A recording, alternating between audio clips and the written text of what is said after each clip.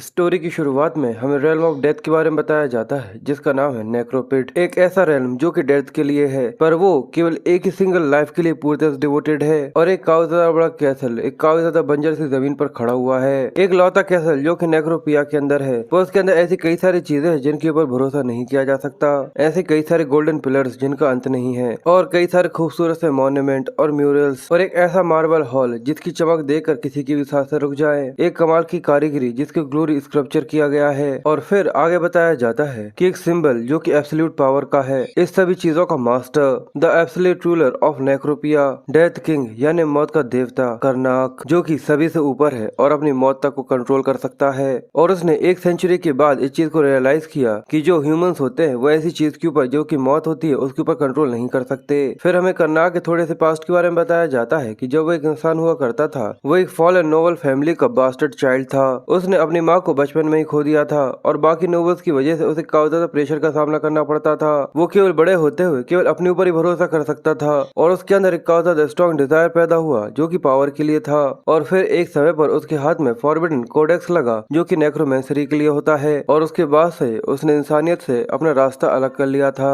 उसके बाद जल्दी ही कर्नाक ने किंगडम ऑफ डेथ के जितने भी इंसान थे उन सभी को डिवावर कर लिया, और तीन द ग्रेट मेजेस ने उसको रेजिस्ट करने की कोशिश करी थी, जिसकी वजह से उन सभी के बीच में काफी ज्यादा भीषण लड़ाई हुई थी। पर आखिर में कर्नाक ने उन सभी को ही अपने खुद के सब्जेक्ट के अंदर कन्वर्ट कर लिया था, जिसकी वजह से वर्ल्ड गार्डियंस ने भी उसको रोकने की कोशिश करी थी। पर जब उसने आखिरी बचे हुए दुनिया के गार्डियन को अपना सब्जेक्ट बना लिया था, द ड्रैगन एम्परर, तो उसने अपने फ्लैश को एक अल्टीमेट वेपन की तरह इस्तेमाल किया था, एक अल्टीमेट पावरफुल अनडेड, जिसके बाद सारी हिस्ट्री का सबसे ज्यादा पावरफुल अनडेड किंग जन्म लेता है। जिसके बाद हमें कर्नाक की आवाज आती है और वो कहता है कि हाँ बिल्कुल, शुरुआत में ये सब मेरा ही था और मुझे लगा था कि मैं इस सबको एंजॉय करूंगा, पर अब इस चीज को 70 साल से भी ज्यादा हो चुके हैं, और मैं ये सोचता हूँ कि आखिर मैं केवल इस हड्डियों से बने हुए शरीर का क्या कर सकता हूँ, और आखिर ये पॉइंटलेस एक्ट आखिर और कितने लंबे समय तक कंटिन्यू रहने वाला है। जिसके बाद वो आगे कहता है कि एक हल्की सी गर्म सनशाइन और एक जेंटल सी ब्रीज, एक इंसान की वेथ और एक इंसान की वार्मथ, या फिर एक काफी ज्यादा भयानक दर्द जो कि सीधे मेरे शरीर के अंदर जा रहा हो, वो इस मरी और सूखी लाइफ से तो काफी ज्यादा अच्छा होगा जिसके अंदर कुछ भी नहीं है। और मन्ना साइड में देखते हुए कहता है कि पर फिर भी अभी भी उम्मीद है अगर मैं इस चीज में सक्सेस हो जाता हूँ। और हमें उसके साइड में एक अजीब तरीके का आर्टिफैक्ट दिखाते हैं, जिसके बाद वहाँ पर कुछ कदमों की आवाज आती है, और उसके आगे जो चल रहा था वो कर्नाक को ग्रीट करते हुए कहता है कि सभी मरे हुए लोगों के भगवान, जिंदगी और मौत के रूलर, लैंड्स को कॉन्कर करने वाले। जिसके बाद कुछ कदमों की आवाज आती है और उसको ग्रीट करता हुआ उसका जो हेड कमांडर होता है वो वहाँ पर आ जाता है, जिसका नाम बोरोस है। कर्नाक कहता है कि बोरोस, सारी तैयारियां हो चुकी हैं। ये सुनकर कहता है कि सच में ये वही है, तो वो हंसते हुए कहता है कि बिल्कुल, इस बार मुझे काफी ज्यादा अच्छी फीलिंग आ रही है। ये सुनकर बोरोस भी खिलखिलाते हुए चेहरे के साथ कहता है कि आखिरकार अब ये सच में काफी ज्यादा कमाल का है। जिसके बाद कर्नाक हमें बताता है कि वो काफी लंबे समय से अपने जो प्लेजर है यानी फ्लैश का जो प्लेजर है उसको रिकवर करने के बारे में कोशिश कर रहा था, जिससे वो बोरन के साथ अपने प्लेजर को फील कर सके। पर जो प्लेजर है जिसकी कमी है उसी से पूरा हो सकता है, और इसलिए जो हमारे जैसे एंसेस्टर्स होते हैं ऐसा कोई भी मेथड नहीं है जिससे इस चीज को पूरा किया जा सके। पर हम लोग अल्टीमेट एंसेस्टर्स हैं, जिसकी वजह से हम लोग हमारे प्लेजर को रिकवर करने का कोई ना कोई रास्ता जरूर ढूंढ लेंगे। इसलिए अगर हम लोग इंसानों के प्लेजर को एंजॉय नहीं कर सकते क्योंकि हम लोग इंसान नहीं रहे हैं, तो मैं समय को फिर से पीछे की तरफ ले जाऊंगा उस दिनों में जहाँ पर हम लोग इंसान हुआ करते थे। इसलिए वो बोरोस से कहता है कि मैं समय को उस दिन पर लेकर जाऊंगा जब मुझे माना और डार्कनेस मिला था। बोरोस कहता है पर अगर हम लोग फेल हो जाते हैं तो जो हमारा वजूद है वो पूरे से गायब हो जाएगा। ये सुनकर वो कहता है तो आखिर तुम मुझे क्यों कह रहे हो, क्या तुम्हें इस जिंदगी के अंदर किसी तरीके की रिग्रेट है? अगर है तो मुझे बता दो, मैं तुम्हारे बिना यहाँ से चला जाऊंगा। ये सुनकर वो चुप हो जाता है और वो कहता है कि ऐसा कुछ भी नहीं है। जिसके बाद वो दोनों ही आर्टिफैक्ट के ऊपर हाथ रखते हैं और बोरोस कहता है कि सब कुछ या फिर कुछ भी नहीं, चलिए मास्टर चलते हैं। तो वो कहता है तो चलो उस दिन में वापस चलते हैं जहाँ पे सब कुछ शुरू हुआ था। जिसके बाद उस आर्टिफैक्ट से काफी तेज रोशनी निकलना चालू होती है, जिसकी वजह से उन दोनों के ऊपर काफी तेज प्रेशर पड़ता है, और अचानक ही जो स्क्रीन होती है वो पूरे से व्हाइट हो जाती है। पर अचानक ही उनकी आंखें खुलना चालू होती है, तो बोरोस उसके सामने खड़ा हुआ था और अब वो एक इंसानी फॉर्म के अंदर था। वो उसे उठाने की कोशिश करते हुए कहता है कि मास्टर उठ जाइए उठ जाइए। जैसे ही कर्नाक की आंखें खुलती है तो वो बोरोस को देखता है। बोरोस उससे कहता है कि वाओ आप उठ चुके हैं। कर्नाक उससे पूछता है इसका मतलब क्या ये तुम ही हो बोरोस? तो वो कहता है कि हाँ बिल्कुल। वो कहता है कि इस चीज को काफी लंबा समय हो गया कि जब ये चेहरा मेरा हुआ करता था, और वो कर्नाक को देखकर कहता है कि आपका इतना अजीब सा चेहरा जैसा कि पहले दिनों में हुआ करता था। ये सुनकर वो कहता है कि सच में मैं इतना ज्यादा बुरा दिखता हूँ और अभी तक तुम्हारे अंदर जरा सी सेंस ऑफ रिस्पेक्ट भी नहीं है। पर फिर वो उठते हुए कहता है कि पर इसके अलावा अगर हम लोग सही समय पर यहाँ पर अराइव हुए हैं, और ये कहकर वो जैसे ही अपने सामने की तरफ देखता है तो उसके सामने वही फॉरबिडन कोडेक्स पड़ा हुआ था। ये देखकर वो कहता है कि बिल्कुल ये बिल्कुल यहीं पर है, सब कुछ यहीं से शुरू हुआ था। मैं नेक्रोमेंसी के रास्ते पर इसी की वजह से चल पाया था, क्योंकि कोडेक्स की नॉलेज की वजह से।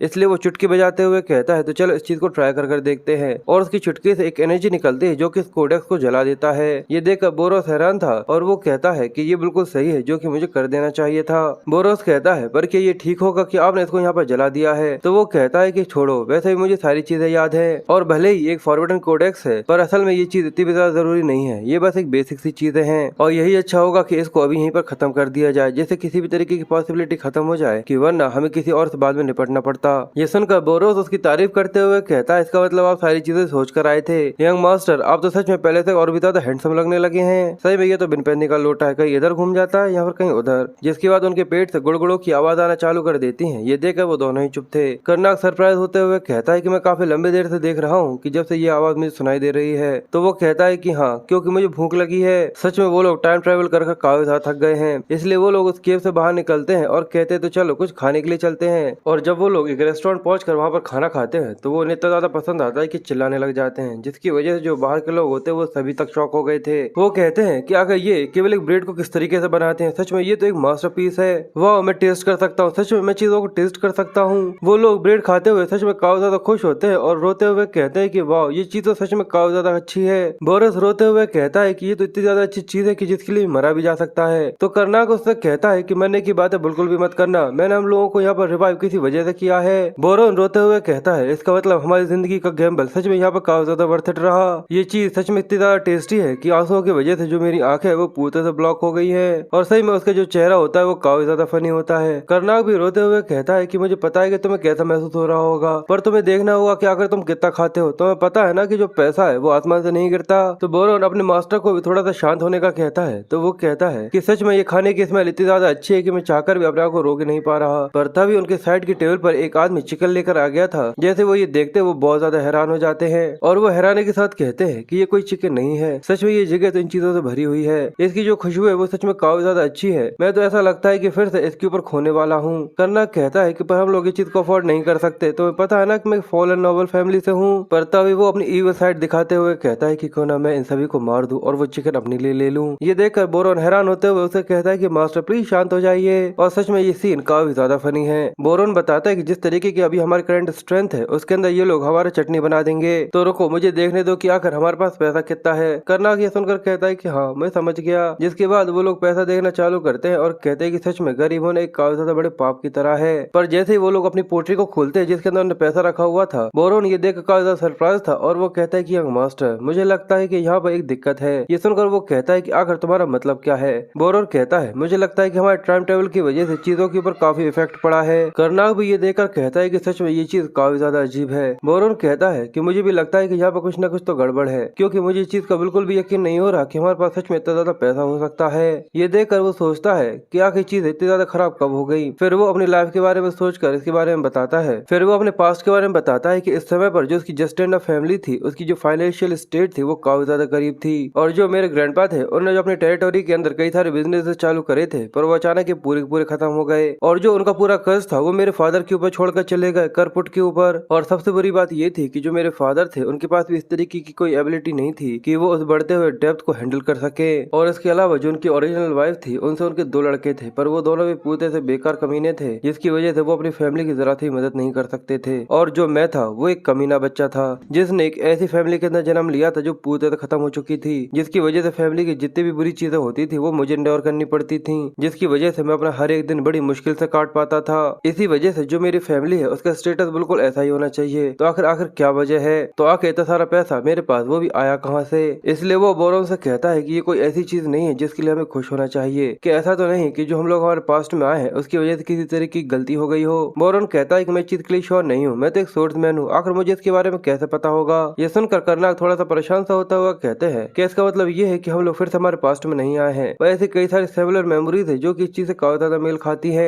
पर तभी बोरोन उसे एक भारी आवाज में कहता है, पर क्या इसका मतलब मास्टर हम लोग चिकन खा सकते हैं? ये सुनकर उसके मुंह में पानी आ जाता है और वो कहता है क्या चिकन? और उन दोनों के चेहरे देखने में सच में काफी ज्यादा फनी लग रहे थे। और वो आगे कहता है कि ऐसा बिल्कुल भी नहीं है, जो कि हमारा कंसर्न है, अगर हम उस पैसे को इस्तेमाल नहीं करेंगे तो वो गायब हो जाएगा। इसलिए करना अखलार बगराते हुए कहता है कि बिल्कुल, इसलिए जब तक हमारा ये कंसर्न रिसॉल्व नहीं हो जाता हम लोग जितना चाहे उतना ज्यादा खाना खा सकते हैं। इसलिए वो पूछता है कि हम लोगों को एक ऑर्डर कर देना चाहिए। कर्नाक कहता है कि अगर तुम ये किस तरीके की बात कर रहे हो, हम दोनों को अपने लिए एक एक ऑर्डर करना चाहिए। इसलिए वो दोनों 2 चिकन ऑर्डर करते हैं। अब उन दोनों के पेट बहुत ज्यादा भर चुके थे, जिसके बाद हमें शाम का सीन दिखाते हैं जहाँ पर बोरोस का पेट ऐसा लग रहा था कि जैसे कि बिल्कुल वो बस फटने ही वाला है। वो कहता है कि मेरा पेट पूरी तरह से भर चुका है, ऐसा लगता है कि मैं तो खाना खाने की वजह से कोमा में जा सकता हूँ। तो वो कहता है कि जैसे हम लोग वहाँ पर पहुंच जाएंगे, बस सोते समय हम लोग पूरी तरह से बेहोश हो सकते हैं। बोरोन कहता है पर जो फैक्ट है कि हमको फिर से उनको देखना होगा। ये चीज सच में काफी ज्यादा अनोइंग सी है, क्योंकि वो फैमिली बिल्कुल पहले की तरह होगी। मैंने बिल्कुल सही कहा ना, मुझे सच में उन लोगों से काफी ज्यादा नफरत है। तो वो कहता है कि ये तब तक ठीक रहेगा जब तक हम लोग उनके साथ रहते हैं, क्योंकि तुम्हें पता है ना कि मैं पहले जितना छोटा नहीं रहा हूँ। पर अभी जो प्रॉब्लम है वो ये सिचुएशन है कि आखिर ये इतनी ज्यादा स्ट्रेंज कैसे हो सकती है। बोरोन कहता है कि बिल्कुल ये ऐसा नहीं है कि केवल एक चीज हो या फिर 2 चीज हो जो कि काफी ज्यादा अजीब है। यहाँ तक यहाँ के जो हॉर्स है वो भी काफी अलग है। क्या आपको याद है कि जिस अस्पताल से हम लोगों ने ये घोड़े लिए हैं, वहाँ का जो मैनेजर था वो किस तरीके से हमें मक्खन लगा रहा था। इस चीज का तो बिल्कुल भी सेंस नहीं बनता किस तरीके की फॉलन फैमिली के पास इस तरीके की गुड ब्रीड के घोड़े भी हो सकते हैं। इसके अलावा जो सिटीजन थे जो कि हम लोगों से टकराए थे, वो लोग भी काफी ज्यादा अजीब से लग रहे थे।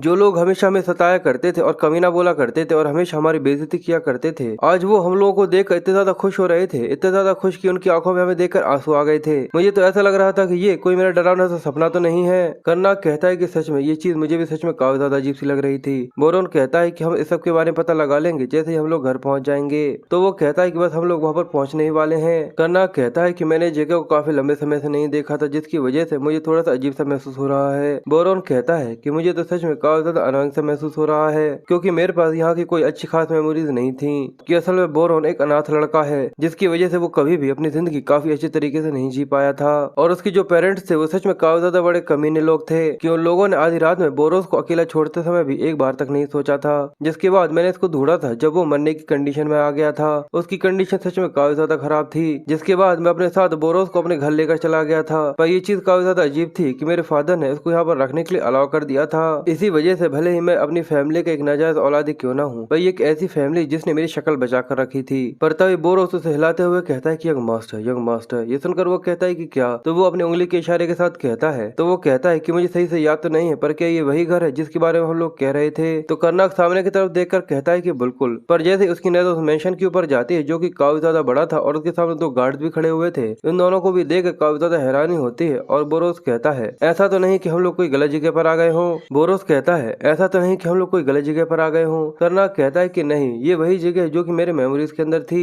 एक लंबी ईंटों से बनी हुई दीवार और 2 स्टोरी की बनी हुई बिल्डिंग जिसके ऊपर टेरेस बना हुआ है, और इसके अलावा एक काफी ज्यादा बड़ा सा गार्डन जो कि इस पूरी जगह को घेर कर रखे हुए है। ये बिल्कुल वैसा ही है जैसा कि मेरे मेमोरीज के अंदर था। पर इसके अलावा ये एक फैक्ट है कि सच में ये चीज काफी ज्यादा कमाल की लग रही है। ऐसा लगता है कि इन लोगों ने इस पूरी जगह को ही बदल दिया हो, पर आके इनके पास इतना ज्यादा पैसा आया कहाँ से होगा? पर तभी जो गार्ड होता है वो कर्नाक को देखकर खुश हो जाता है और वो कहता है कि यंग मास्टर। ये देखकर कर्नाक जैसे नीचे उतरता है वो कहता है कि यहाँ के गेट कीपर भी मेरा स्वागत कर रहे हैं। और दूसरा गेट कीपर कहता है कि इसके अलावा यहाँ पर और भी है, और वो लोग कहते हैं कि आपका स्वागत है हमारे लॉर्ड। और ये सुनने के बाद वो दोनों ही यानी कर्नाक और बोरोस दोनों ही काफी ज्यादा हैरान हो जाते हैं और कहते हैं क्या हमारे लॉर्ड? जिसके बाद वो दोनों जैसे ही अंदर आते हैं तो जो उनका हेड बटलर होता है वो उन्हें बताता है कि चीज को 6 महीने हो चुके हैं कि वो इस फैमिली का फैमिली हेड बन चुका है। ये सुनने के बाद कर्नाक बहुत ज्यादा सरप्राइज होता है और कहता है क्या 6 महीने पहले मैं फैमिली के हेड बन चुका हूँ? तो जो उसका हेड बटलर होता है जिसका नाम जपेल है वो कहता है कि यंग मास्टर आपने आपके गोल को अचीव कर लिया है। वो हिचकिचाते हुए कहता है क्या गोल? तो वो कहता है कि इसी वजह से आप एक जर्नी पर नहीं गए थे। तो वो कहता है कि हाँ मैंने थोड़ा सा कर तो लिया है। ये सुनकर जपेल कहता है कि सच में ये तो काफी ज्यादा अच्छा है, इसका मतलब जो हमारे लेड लॉर्ड्स थे वो सच में काफी ज्यादा खुश होंगे। ये सुनने के बाद उनके ऊपर जैसे एक और पहाड़ टूट पड़ता है, पर जैसे ये सुनकर जैसे उनके ऊपर एक और पहाड़ टूट पड़ता है वो लोग काफी ज्यादा हैरान होते हैं। और कर्नाक कहता है कि क्या मेरे फादर मारे जा चुके हैं? पर आखिर जो मेरी स्टेप मदर थी वो कब मर गई? और जपेल आगे कहता है और जैसे हमारे दोनों यंग मास्टर भी मारे जा चुके थे, इसकी वजह से मुझे सच में काफी ज्यादा बुरा लगता था, पर अब मुझे सच में काफी ज्यादा अच्छा लगने लगा है। ये सुनकर कर्नाक कहता है कि अच्छा यही वजह है कि अब मैं एक लॉर्ड बन चुका हूँ। पर इसकी वजह से वो काफी ज्यादा सरप्राइज भी था और वो कहता है कि आखिर क्या हुआ था जिसकी वजह से जो मेरी पूरी फैमिली है वो मारी गई। और साथ ही वो सोचता है कि जो मेरी जर्नी का गोल था वो तो ऑब्वियस है, मैं नेक्रोमेंसरी को कंप्लीट करने के लिए गया था जहाँ पर मुझे कोई भी न देख सके। इसलिए बोरोस खुसफुसाते हुए कहता है कि यहाँ तो बिल्कुल भी सवाल पैदा नहीं होता कि जो आपका गोल था उसे आप सही से रिवील कर सके। तो वो कहता है कि यही तो वजह थी कि मैंने एक जर्नी को बुलशिट दिया था, पर आखिर मुझे समझ में नहीं आ रहा कि ऐसी सिचुएशन के अंदर मुझे नेक्रोमेंसरी की जरूरत कैसे पड़ सकती है। जब उनसे पूछता है कि आखिर आप दोनों को किस चीज की चिंता हो रही है, तो बोरोस एक बुरी सी शक्ल बनाते हुए कहता है कि मास्टर ये कह रहे हैं कि इस लंबी सी जर्नी की वजह से काफी ज्यादा थक गए हैं, इसलिए जो हमारी कन्वर्सेशन सिचुएशन है, क्या उसे कंटिन्यू कर सकते हैं। और जो बेचारे करनाक की हालत होती है वो सच में काफी ज्यादा खराब सी लग रही थी, जैसे कि उसकी आत्मा उसके शरीर को छोड़कर अभी निकल जाएगी। जब ये देखकर बहुत ज्यादा घबराते हुए कहता है कि मेरे लॉर्ड मुझे माफ कर दीजिएगा, मैं सच में इस कंसर्न की वजह से फेल हो गया, इसलिए प्लीज जाइए आपके रूम में जाकर आराम करिए। जिसके बाद अब वो दोनों रूम के अंदर जाते हैं और काफी ज्यादा खुश होते हैं और उससे कहता है कि बोरोस तुमने सच में काफी ज्यादा अच्छा काम किया। जिसके बाद बोरोस आगे कहता है कि अभी के लिए तो हम लोग इससे बाहर निकल कर आ गए हैं, पर आखिर यहाँ पर हो क्या रहा है, क्योंकि यहाँ पर जितनी भी चीजें हो रही है वो सच में काफी ज्यादा अलग है और नई है, जिसकी वजह से मुझे कुछ भी समझ में नहीं आ रहा। करनाक कहता है कि ऐसे समय के लिए मेरे पास एक काफी अच्छा मेथड है। ये सुनकर वो कहता है कि अच्छा, तो वो कहता है कि हाँ, जैसे समय आएगा तो तुम्हें इसके बारे में पता चल जाएगा, इसलिए अब हमें थोड़ी सी जल्दी करनी चाहिए, क्योंकि हम लोग तभी अपना मूव ले सकते हैं जब सभी लोग सो रहे होंगे। जिसके बाद आधी रात के अंदर वो लोग जेपेल के रूम के अंदर आ जाते हैं, जहाँ पर वो काफी गहरी नींद के अंदर सोया हुआ था। बोरोस कहता है कि वो सच में काफी गहरी नींद में सोया हुआ है और मैंने वो हब्स तैयार कर दी जिसके बारे में आपने कहा था। करनाक कहता है तो चलो ठीक है, अब हम लोग माइंड इंस्पेक्शन का इस्तेमाल करके इससे कमांड करते हैं। जिसके बाद वो अपनी नेक्रोमेंसरी का इस्तेमाल करता है और उससे कहता है कि उठो मेरे सर्वेंट। और जैसे ही उस हब के जलने की वजह से एक काली एनर्जी होती है जो कि जैसे उसकी नाक के अंदर जाती है, जेपेल की आंखें पूरे सफेद हो जाती है और वो उठकर बैठ जाता है। वो कहता है कि बताइए मेरे मास्टर। करनाक पूछता है कि मुझे सारी चीजें बताओ कि आखिर मेरी फैमिली की जो फाइनेंशियल इंप्रूवमेंट है वो कैसे हुई है और आखिर मैं हाउस होल्ड का हेड कैसे बना। जेपेल बताता है कि आज से 4 साल पहले जो हमारे सेकंड ईयर मास्टर थे वो ट्रेनिंग करने के लिए गए हुए थे, तो वहाँ पर उन्हें काफी ज्यादा बड़ी कॉपर की माइन मिली थी। ये सुनने के बाद करनाक भी काफी ज्यादा सरप्राइज था और वो कहता है कि मुझे ऐसा लगा था कि वो बस एक केवल बहाना है जिससे नोबल्स अपने बेकार से पैसे को बचाने की कोशिश कर रहे हैं। बोरोस कहता है कि सच में मुझे भी ऐसा ही लगा था कि ये चीज काफी ज्यादा रेयर हो सकती है कि कोई किसी माइन को ढूंढ ले। जिसके बाद करनाक उससे आगे पूछता है कि आखिर क्या वजह थी कि मेरी पूरी की पूरी फैमिली मारी गई, तो वो बताता है कि ये चीज भी 4 साल पहले हुई थी और ये सब केवल उस कॉपर माइन की वजह से हुआ है, क्योंकि वो एक ऐसी लोकेशन पर थी उसे पूरी तरह से न्यूट्रल जोन कहा जाना चाहिए, क्योंकि वो आपकी फैमिली और डिविएंटर फैमिली की बॉर्डर के बीच में बनी हुई थी, जिसकी वजह से दोनों फैमिली माइन को क्लेम करने लगी कि वो उनकी है। इसकी वजह से दोनों फैमिली के बीच में एक काफी ज्यादा बड़ी लड़ाई हुई और एक जंग शुरू हो गई थी। पर जो डेविटर फैमिली है वो हमेशा से उसकी मिलिट्री ट्रेनिंग के लिए जानी जाती है कि वो सच में काफी ज्यादा पावरफुल है और इसके अलावा यहाँ पर कोई भी ऐसा नहीं है जो कि सर रेंडलॉफ को हरा सके, इसलिए उन्होंने आपके फादर को बड़ी आसानी से लड़ाई के अंदर मार दिया था। जिसके बाद उन्हें सेकंड यंग मास्टर को और बड़ी यंग मास्टर को भी मार दिया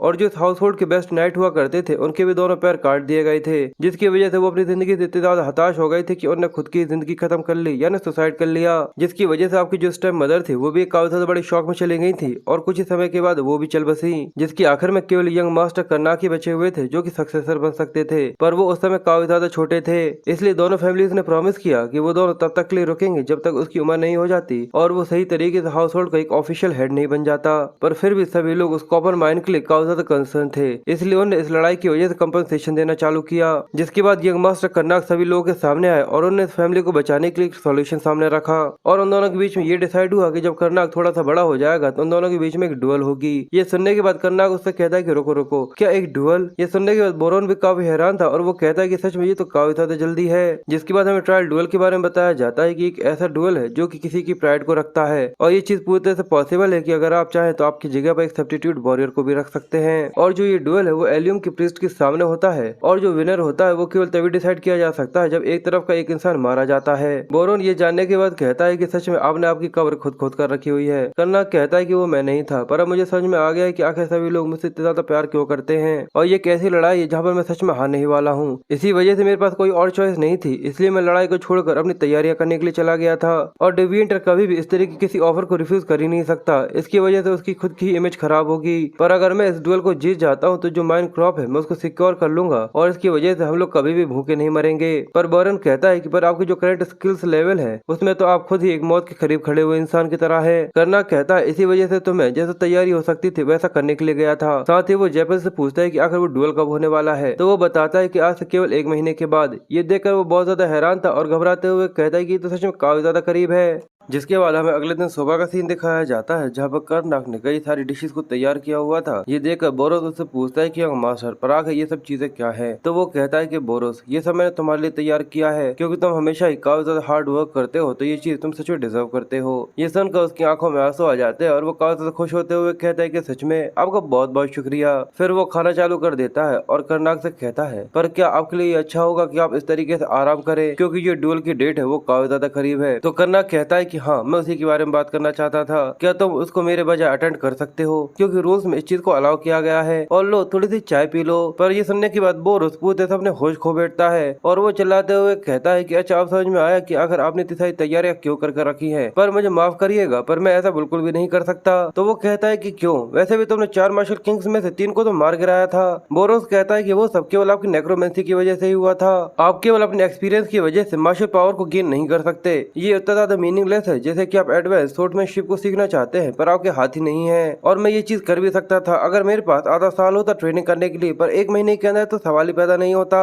ये सुनते ही करना जल्दी से उससे कहता है कि खाना बंद करो और उसके जो मुंह का खाना होता है वो सब भी छीन लेता है। बोरोस कहता है अगर ऐसा है तो आप नाइट ऑर्डर्स के अंदर से किसी को क्यों नहीं देख लेते जो कि आपकी बजाय लड़ सके। वो कहता है कि यहाँ पर ऐसा कोई भी नहीं जो कि इतना ज्यादा टैलेंटेड हो जो कि उससे लड़ सके। ये सुनकर बोरोस कहता है अगर ऐसा है तो आपके पास केवल एक ही चॉइस है, क्यों ना आप आपकी नेक्रोमेंसरी को इस्तेमाल करें। और वैसे भी अब मैं ये समझ सकता हूँ कि आखिर आपने उसको सीखा ही क्यों था। तो कर्नाक उससे कहता है कि पर यहाँ पे काफी ज्यादा बड़ी प्रॉब्लम है कि जो नेक्रोमेंसरी है वो यहाँ पर बैन है। जिसके बाद वो उससे आगे कहता है कि तुम्हें याद है हमारे पास्ट में कि हम लोग एक जगह पर भाग रहे थे और हमें दिखता है कि कर्नाक और बोरोन के पीछे कई सारे लोग लगे हुए थे जो कि मशाले लेकर उनके पीछे भाग रहे थे और कहते कि इस तरफ देखो, हम लोग उन्हें खो नहीं सकते, जरा उधर देखो, उस डीमन को केवल अल्यूम की ब्लेस्ड ही पकड़ सकते हैं। और कर्नाक आगे कहता है कि हम लोगों ने ऑस्ट्रेलिया हाउस होल्ड के सभी लोगों को मार दिया था, वो भी केवल नेक्रोमेंसरी का इस्तेमाल करते हुए। और हमें सीन दिखाया जाता है कि बोरोस अपने मास्टर से कहता है कि आपको और ज्यादा तेज भागने की जरूरत है। तो वो कहता है पर आखिर उन लोगों को हमारे बारे में पता कैसे चल गया। और जो एलियम का प्रीस्ट था उसने मेरे ऊपर साइन किया था जैसे कि मैं कोई कल्प्रिट हूँ, जिसकी वजह से जितने भी नाइट्स होते हैं वो दोनों को पकड़ लेते और कहते कि तुम दोनों शैतान हो।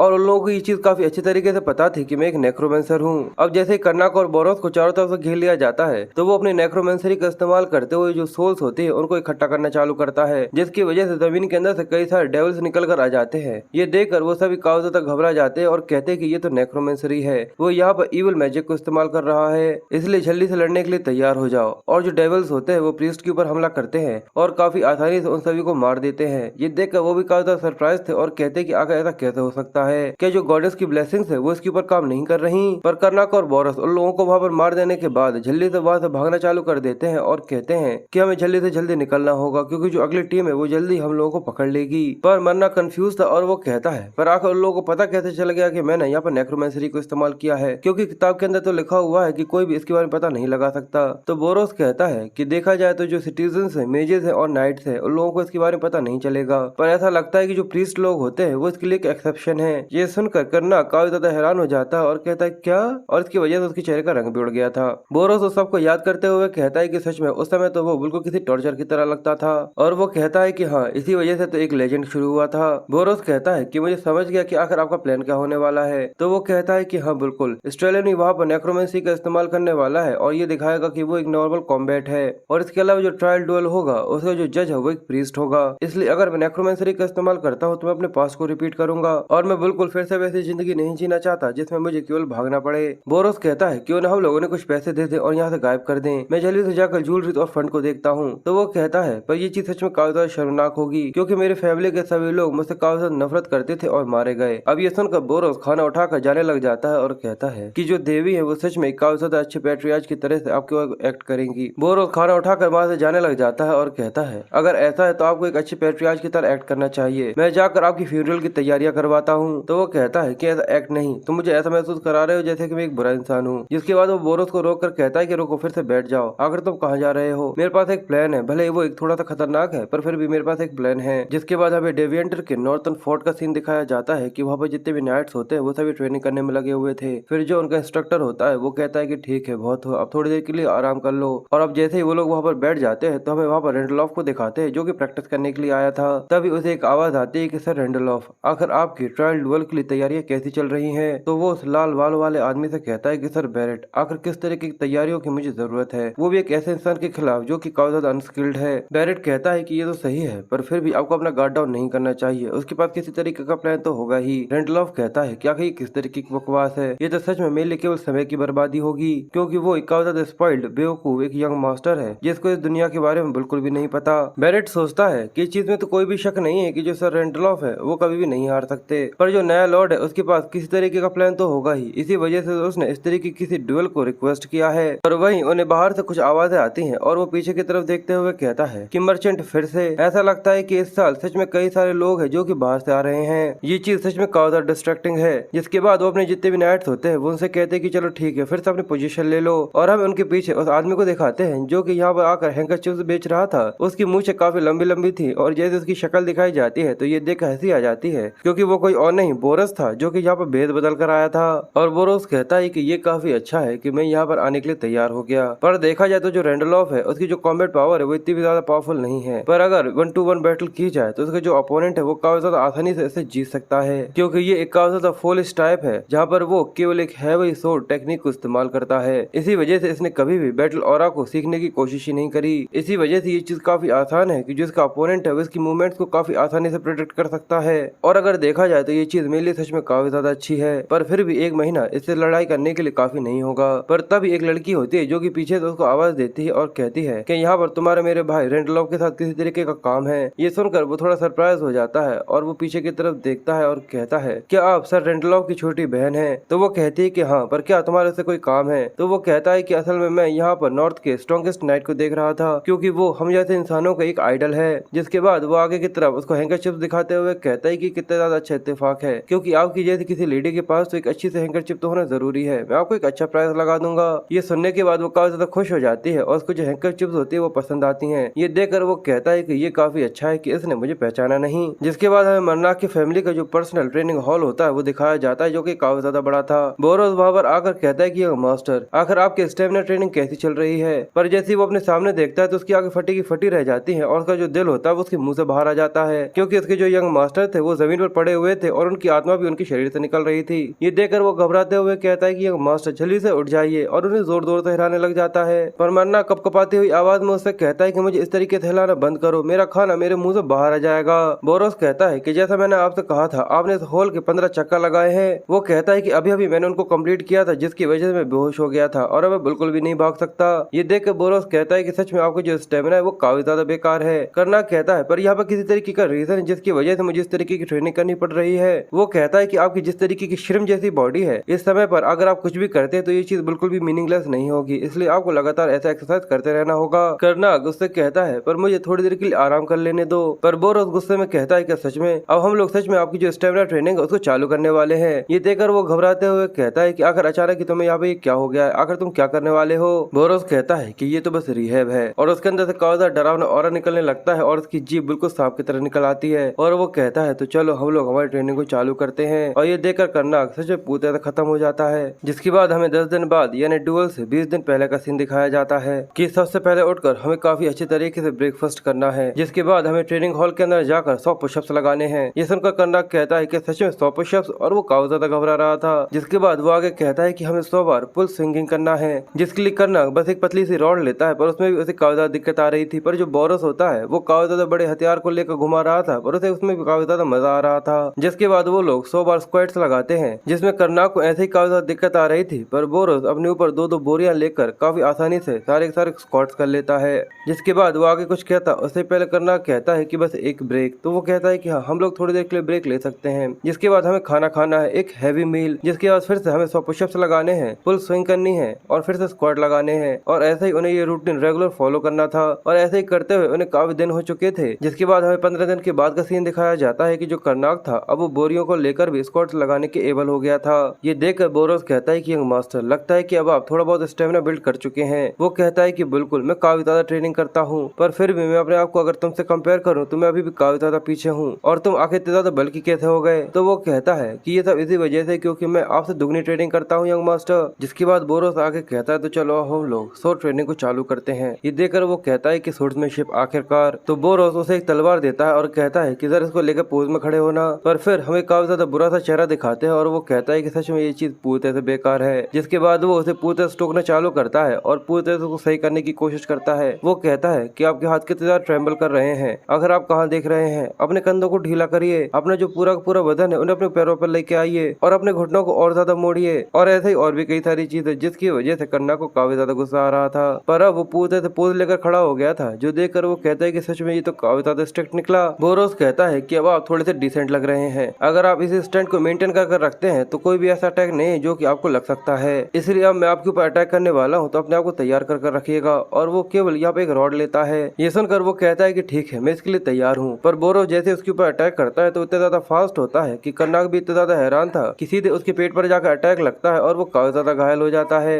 बोरोस उससे कहता है कि आखिर आप क्या कर रहे हैं, फिर से अपने स्टैंड को लीजिए, और वो फिर से उसके ऊपर हमला करना चालू कर देता है। ये देखकर कर्नाक कहता है कि इसका जो बैरेज है वो केवल इस अटैक को काउंटर कर रहा है, पर फिर भी मैं केवल जो स्टैंड है उसी को मेंटेन करने की कोशिश कर पा रहा हूँ। जिसके बाद उसके पेट पर एक और काफी ज्यादा पावरफुल अटैक होता है जिसकी वजह से वो जमीन पर गिर जाता है। बोरोस कहता है कि यही तो वजह है जो नाइट्स होते हैं वो हमेशा सिविलियंस के खिलाफ दिन भर खड़े रहते हैं, वो कभी भी अपने अपोनेंट को काउंटर अटैक करने का मौका ही नहीं देते, इसलिए आपको आपके स्टैंड को होल्ड करने की जरूरत है और जितने भी अटैक्स हो सभी को डॉज करने की। कर्नाक कहता है कि मैं समझ चुका हूँ, पर फिर भी अगर मैं अपने स्टैंड को होल्ड भी करता हूँ तब भी मैं अगले अटैक को डॉज नहीं कर सकता। वो कहता है कि बिल्कुल, पर अगर मैं सच बताऊं जो इस ट्रेनिंग का गोल है वो केवल ये दिखाना है कि जो आपकी फाइटिंग स्पिरिट है रेंडलॉफ से बिल्कुल भी नहीं आने वाली। कर्नाक कहता है कि कोई वजह है जिसकी वजह से मुझे ड्यूल में ये सब करना होगा, तो वो बताता है कि असल में जो रेंडलॉफ है उसकी जो हैबिट है वो केवल शो ऑफ करने की है। इसी वजह से ये चीज तो पूरी तरह से पक्की है कि वो जितने भी लोग वहाँ पर होंगे उन सभी के सामने अपने स्किल्स का शो ऑफ तो जरूर करेगा, इसलिए वो अपने अपोनेंट के साथ बिल्कुल किसी खिलौने के साथ खेलता है। पर ये चीज पूरी तरह से अलग हो जाती है अगर उसका जो अपोनेंट है वो लड़ने की इच्छा को हार जाता है, क्योंकि इसकी वजह से जो उसका ऑनर होता है वो काफी ज्यादा घायल हो जाता है। इसी वजह से जो उसका अपोनेंट होता है वो उसे काफी ज्यादा जल्दी खत्म करने की कोशिश करता है। बोरन आगे कहता है, इसलिए मैं ये चाहता हूँ कि आप उसे ये दिखाएं कि आप कभी भी हार नहीं मान सकते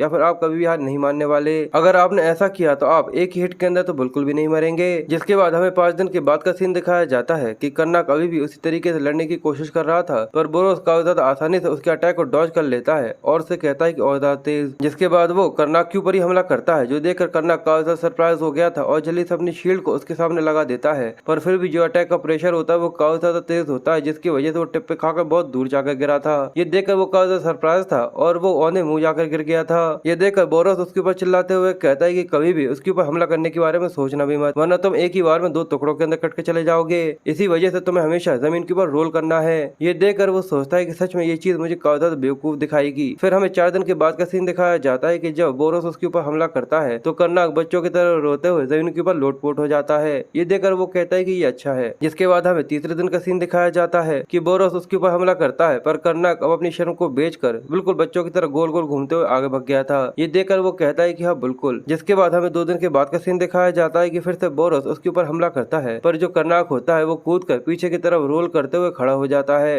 ये देखकर वो कहता है कि सच में ये काफी अच्छा था। जिसके बाद अब केवल एक दिन बचा हुआ था और अब वो काफी थक गया था। कर्नाक जमीन पर बैठा हुआ सोचता है, मुझे तो ऐसा लगता है कि मैं रेंडलॉफ से लड़ने से पहले यहाँ पर मारा जाऊंगा। पर तभी बोरोस वहाँ पर आ जाता है और वो एक रियल तलवार लेकर आया था। वो कहता है कि ये काफी ज्यादा अच्छा है, अगर आप इस तरीके से सोचते हैं इसका मतलब तो आप पूरी तरह से तैयार हैं। अगर ऐसा है तो चलिए अब जो हमारा फाइनल पार्ट है उसे शुरू करते हैं। ये देखकर वो थोड़ा सा कंफ्यूज था और बोरोस उसे बताता है कि मैं आपको यहाँ पर द 4 मार्शल किंग्स की जो टेक्निक थी वो सिखाने वाला हूँ। ये देखकर वो सरप्राइज होते हुए कहता है कि द 4 मार्शल किंग्स की टेक्निक, क्या तुम्हें ऐसा कुछ पता भी है? तो वो कहता है कि बिल्कुल, मैं उनकी काफी सारी टेक्निक्स को जानता हूँ, क्योंकि जो 4 मार्शल किंग्स थे वो सभी मेरे अंडरलिंग्स थे और मैंने उनकी जितनी भी टेक्निक्स थी ज्यादातर को सीख लिया था, पर जो केवल मार्शल किंग रेपेंसिल थी उसको छोड़कर। ये सुनकर वो कहता है, पर आखिर तुमने उसकी टेक्निक्स को क्यों नहीं सीखा था? तो बोरोस उससे कहता है, क्योंकि आपने उसे अनडेड बनाया ही नहीं था। क्या आपको याद नहीं है? क्योंकि वो अपने अंदर तक रेजिस्ट करती रही थी, इसकी वजह से आपने उसको काफी ज्यादा बारीक बारीक धागों के अंदर काट डाला था और उसे अपना गेट कीपर बना दिया था। ये सब सोचकर कर्नाक उसके बारे में सोच में पड़ जाता है और वो कहता है कि सच में मैंने ऐसा कुछ किया था, मैं तो काफी ज्यादा क्रूर था।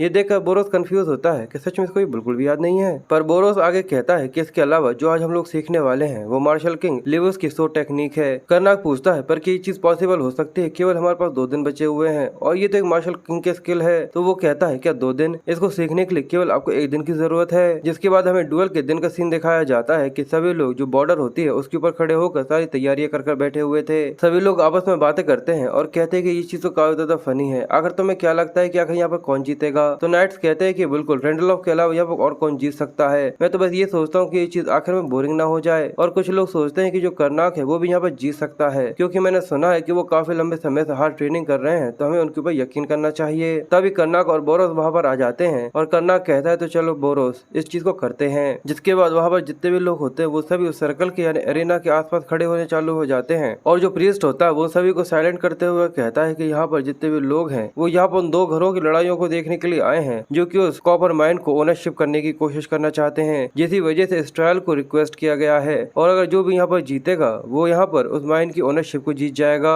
इसलिए सबसे पहले कर्नाक को सामने बुलाया जाता है, तो वो एक काफी ज्यादा भारी कवच पहने हुए शील्ड लेकर वहाँ पर पर आ जाता है, जिसके बाद रैंडलॉफ को बुलाया जाता है तो वो बड़े ही आराम से कैजुअल कपड़े पहने हुए एक काफी ज्यादा बड़ी सी तलवार लेकर आ गया था, क्योंकि वो यहाँ पर कन्ना को केवल बेइज्जत करने की कोशिश करना चाहता था।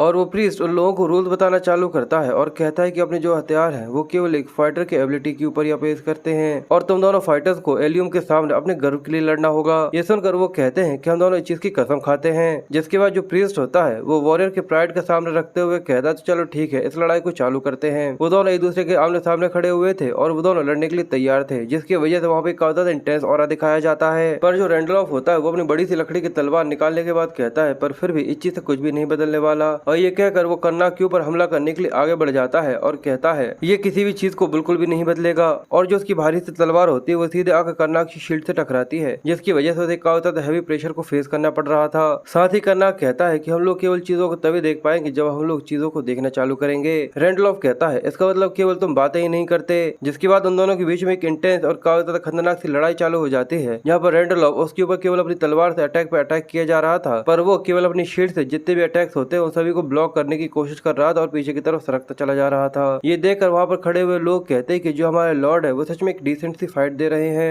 मुझे लगा ही था कि सच में इनके अंदर काफी कुछ बदल गया है। बॉरन ये देखकर कहता है कि जैसा मुझे लगा था शुरुआत बिल्कुल वैसे ही हुई है। रैंडलॉफ के अटैक काफी ज्यादा फास्ट है। रैंडलॉफ के अटैक सच में काफी ज्यादा फास्ट नहीं, काफी ज्यादा खतरनाक भी है। तुम ये देख आसानी से बता सकते हो कि वो अपने अपोनेंट को यहाँ पर कंट्रोल करने की कोशिश कर रहा है। और कर्नाक पीछे की तरफ सरकते हुए कहता है कि ये काफी अच्छा है, ये वैसे ही स्ट्राइक है जिसके लिए मैं ट्रेनिंग कर रहा था। इसके बाद क्या अब मुझे इसे अपनी फाइटिंग पावर दिखानी चाहिए। इसलिए जो कर्नाक होता है वो जोर से चिल्लाना चालू कर देता है और कहता है कि आओ आकर मुझसे लड़ो। ये देखकर रैंडलॉफ मुस्कुराते हुए कहता है कि इसकी जो आंखें वो सच में काफी ज्यादा डिटर्मिनेशन से भरी हुई हैं। भले ही जो इसके स्किल्स है वो काफी ज्यादा लैक कर रहे हैं, पर इसके पास स्पिरिट है। इसलिए वो एक स्वॉर्ड ऑरा का इस्तेमाल करते हुए कहता है अगर ऐसा है तो चलो इस नोच को पकड़ने की कोशिश करो। ये देखने के बाद कन्ना को काफी ज्यादा स्वॉर्ड एनर्जी का सामना करना पड़ता है और वो कहता है कि काफी ज्यादा खतरनाक प्रेशर है, मैं इसको केवल अपनी शील्ड से ब्लॉक नहीं कर सकता। इसलिए जैसे ही वो तलवार उसको टकराने वाली होती है, इसकी वजह से वो जल्दी से अपने स्किल मैक्सिमम स्पीड रोल का इस्तेमाल करता है और जल्दी से वहां से भागना चालू कर देता है। और वो बिल्कुल किसी पहिए की तरह बनकर जल्दी से दूर भाग कर आ गया था। ये देखकर रैंडलॉफ काफी ज्यादा हैरान था और कंफ्यूज होते हुए कहता है कि आखिर ये किस तरीके का बेकार सा स्किल है। और वहाँ पर खड़े हुए सभी लोग ये देखकर हंसना चालू कर देते हैं और कहते हैं कि वो बिल्कुल किसी पहिए की तरह गोल गोल घूमकर भाग कर आ गए। सच में हमारे लॉर्ड काफी ज्यादा रिडिकुलस है। और वहाँ पर खड़े हुए प्रीस्ट भी ये देखकर कहते हैं कि ये सच में काफी ज्यादा अलग है, आज से पहले मैंने कभी भी ऐसा कुछ नहीं देखा था।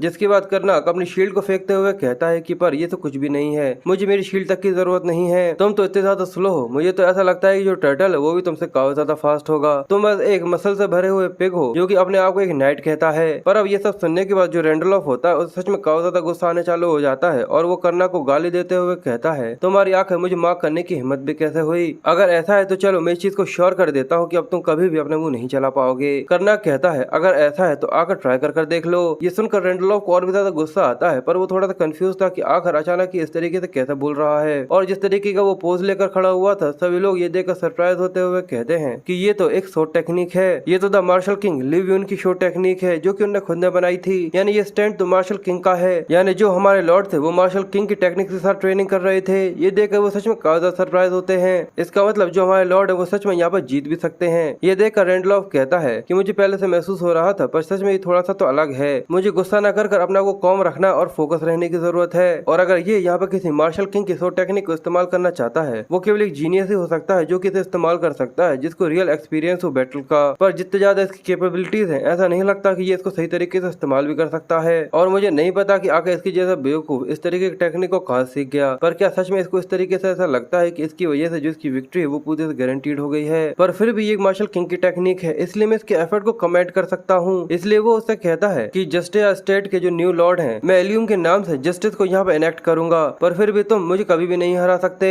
कर्नाक ये देखकर कहता है कि जिस तरीके से ये यहाँ पे मुझे घूर रहा है सच में मुझे ऐसा लगता है कि इसको हराने के लिए ये चीजें बिल्कुल भी काफी नहीं होंगी। और हमें वही सीन दिखाया जाता है जहाँ पर कर्नाक कह रहा था क्या तुम्हें सच में ये चीज पॉसिबल लगती है कि केवल एक दिन के अंदर मैं किसी मार्शल किंग की टेक्निक को सीख सकता हूँ। बोरोस कहता है कि बस आपको इसको रफली कॉपी करना है और कुछ नहीं। ये सुनकर वो कहता है कि बस सच में इतना ही। बोरोस कहता है कि ऐसा करने के बाद आपको तलवार अपनी बिल्कुल भी नहीं उठानी, बस आपको लोगों को ये दिखाना है कि आप इतने ज्यादा स्किल्ड हो कि आपने आपकी काफी अच्छी तरीके से ट्रेनिंग करी है। हमारा जो रियल प्लान होगा वो इसके काफी अलग चलने वाला है। पर सीन फिर से उस डुअल के ऊपर आ जाता है जहाँ पर कर्नाक के ऊपर काफी ज्यादा अटैक्स हो रहे थे और वो कहता है कि बोरोस ने मुझसे बिल्कुल भी ऐसा नहीं कहा था कि मुझे सच में इसकी वजह से बहुत बुरी तरीके से पिटने की जरूरत पड़ेगी। रैंडलॉफ बार बार उसके ऊपर कई सारे सारे अटैक्स करता है, जिसकी वजह से कर्नाक की हालत बहुत ज्यादा खराब हो जाती है और उसकी नाक आना चालू हो जाती है। पर फिर भी वो अपनी तलवार उसकी तलवार के साथ क्लैश करते हुए कहता है कि पर फिर भी मुझे वो सब करने की जरूरत है जो कि करना जरूरी है। इसलिए वो रोते हुए कहता है कि ये तो कुछ भी नहीं है। जो कि डेवलेटर के नाइट होते हैं वो सबसे सच में कुछ भी ज्यादा करने की कोशिश करते हैं। क्या सच में तुम्हें ऐसा लगता है कि जो मेरी ब्लड लाइन है उसको तुम इतनी आसानी से हरा सकते हो? ये देखकर रेंडलॉफ कहता है कि आखिर ये बेवकूफ किस तरीके की बातें कर रहा है, ये सच में बहुत बुरी तरीके से पिट रहा है, उसके बाद भी इसके मुंह से इस तरीके की बातें निकल रही हैं। कर्नाक कहता है कि जस्ट्रार्ड की तलवार कभी भी फॉल नहीं हो सकती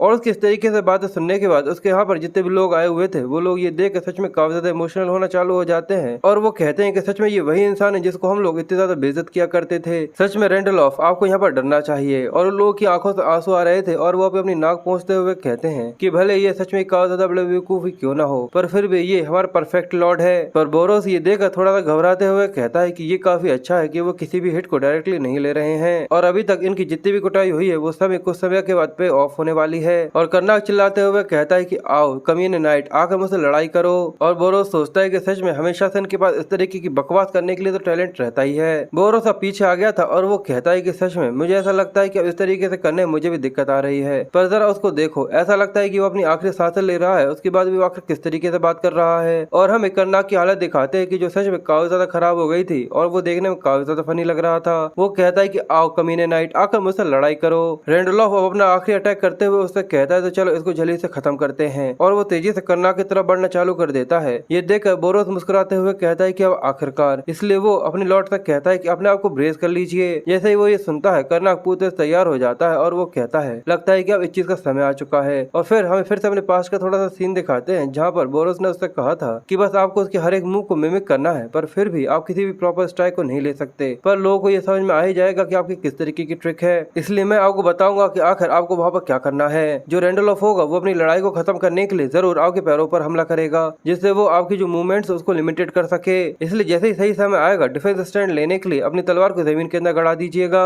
इसलिए जैसे ही कर्नाक ऐसा करता है रेंडलॉफ की जो तलवार होती है वो उसे टकरा कर वहीं कहीं रह जाती है। वो ये देखकर सरप्राइज होते हुए कहता है कि इस तरीके का न्यू भी सच में मेरे अटैक को ब्लॉक कर सकता है और जिसके तुरंत बाद ही अपनी तलवार को ऊपर की तरफ डायगोनल एक्ट के अंदर घुमाइएगा और ऐसा करने के बाद झल्ली से अपनी ग्रिप को स्विच कर लीजिएगा जिसके बाद फिर से उसके ऊपर एक और स्ट्राइक लगाइएगा। और यही एक मार्शल किंग की टेक्निक है, डुअल अपर कट ओवर किल। और इस स्किल की वजह से कर्नाक ने रेंडलॉफ को थोड़ा सा तो घायल कर ही दिया था। ये देखकर वो काफी ज्यादा सरप्राइज था और पूरी तरह पसीना पसीना हो रहा था। पर रेंडलॉफ ये देखकर हंसते हुए कहता है कि तुम सच में केवल इतना ही कर सकते हो, पर इसके अलावा अगर छोटी सी कोई नाइफ होती है वो भी मुझे से ज्यादा गहरा घाव दे सकती है। इसकी बजाय अगर कोई छोटी सी बिल्ली होती वो भी मुझे से ज्यादा गहरा घाव दे सकती थी क्योंकि उसकी केवल छाती पर थोड़ी सी खरोंची आई थी, इसलिए उसको कोई भी ज्यादा खास फर्क पड़ता नहीं है। पर ये देखकर कर्नाक कहता है कि चीज सच में काफी ज्यादा खराब हो रही है। सभी लोग ये देखकर कहते हैं लगता है कि जो मैच है वो पूरे सेट हो चुका है। और वहाँ पर जितने भी लोग थे वो भी कहते हैं कि लगता है कि जो मिरेकल है वो बिल्कुल भी एग्जिस्ट नहीं करते। सच में ये चीज काफी ज्यादा क्रूल और अनफेयर है।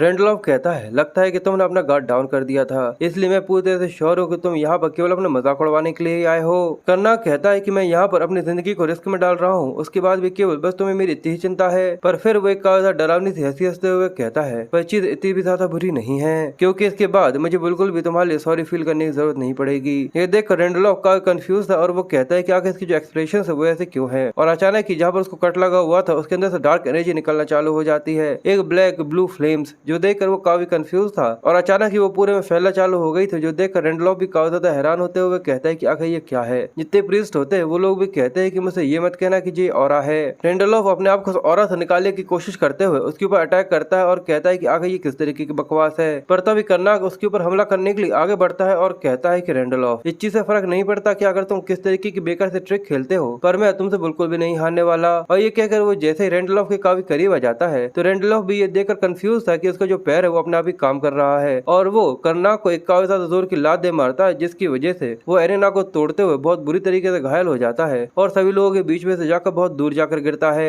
उसके अंदर से निकलने वाले डार्क ऑरा को देखकर सभी लोग सरप्राइज थे और कहते हैं कि आखिर किस तरीके की स्ट्रेंथ है जो कि एक इंसान पोजेस कर ही नहीं सकता। और जरूर जो ये ब्लैक ऑरा है वो रेंडलॉफ ही कंट्रोल कर रहा है, पर क्या ये केवल बैटल ऑरा ही है ना। पर तभी बोरो जोर से चिल्लाते हुए कहता है कि ये तो नेक्रोमेंसरी है, ये यहाँ पर इविल पावर्स को इस्तेमाल कर रहा है, ये एक शैतान है। ये सुनने के बाद जो प्रीस्ट होता है वो जल्दी से रेंडलॉफ को यहाँ पर हराने के बारे में कहता है। तो जितने भी नाइट्स होते हैं वो जल्दी से जंप करते हुए उसके ऊपर हमला कर देते हैं और कहते हैं कि हमें जल्दी से जल्दी शैतान रेंडलॉफ को रोकना होगा। इसलिए वो सभी जल्दी से जल्दी रेंडलॉफ के पास आकर उसे यहाँ पर रोकने की कोशिश कोशिश करते हैं, इसलिए वो उससे कहते हैं कि जल्दी से अपने हथियार को डाल दो और यहाँ पर सरेंडर कर दो। पर वो कहता है कि अगर तुम यहाँ पे किस तरीके की बात कर रहे हो, और वो अपनी तलवार को घुमाता है, जिसकी वजह से जो ब्लैक ओरा होता है वो जितने भी नाइट्स होते हैं उन सभी को उड़ा फेंकता है। इसकी वजह से वो लोग काफी घायल हो गए थे और वो समझ जाते हैं कि जरूर ये एक नेक्रोमेंसर ही, इस चीज में कोई भी डाउट नहीं है। इसलिए वो लोग यहाँ पर उसको रोकने के लिए मारने के बारे में सोचते हैं। पर रेंडलॉफ काफी ज्यादा सरप्राइज था और वो कहता है कि आखिर सच में मेरे साथ ये क्या हो रहा है, आखिर उस कमीने करनाक ने मेरे साथ यहाँ पर क्या किया है जिसकी वजह से ये ब्लैक ऑरा मुझे पूते तक घेरे हुए है। करनाक दूर से ये देखकर कहता है, लगता है कि तुम अभी भी काफी ज्यादा कंफ्यूज हो, पर फिर भी तुम कभी भी इस तरीके का कोई सीन कभी भी नहीं बना सकते।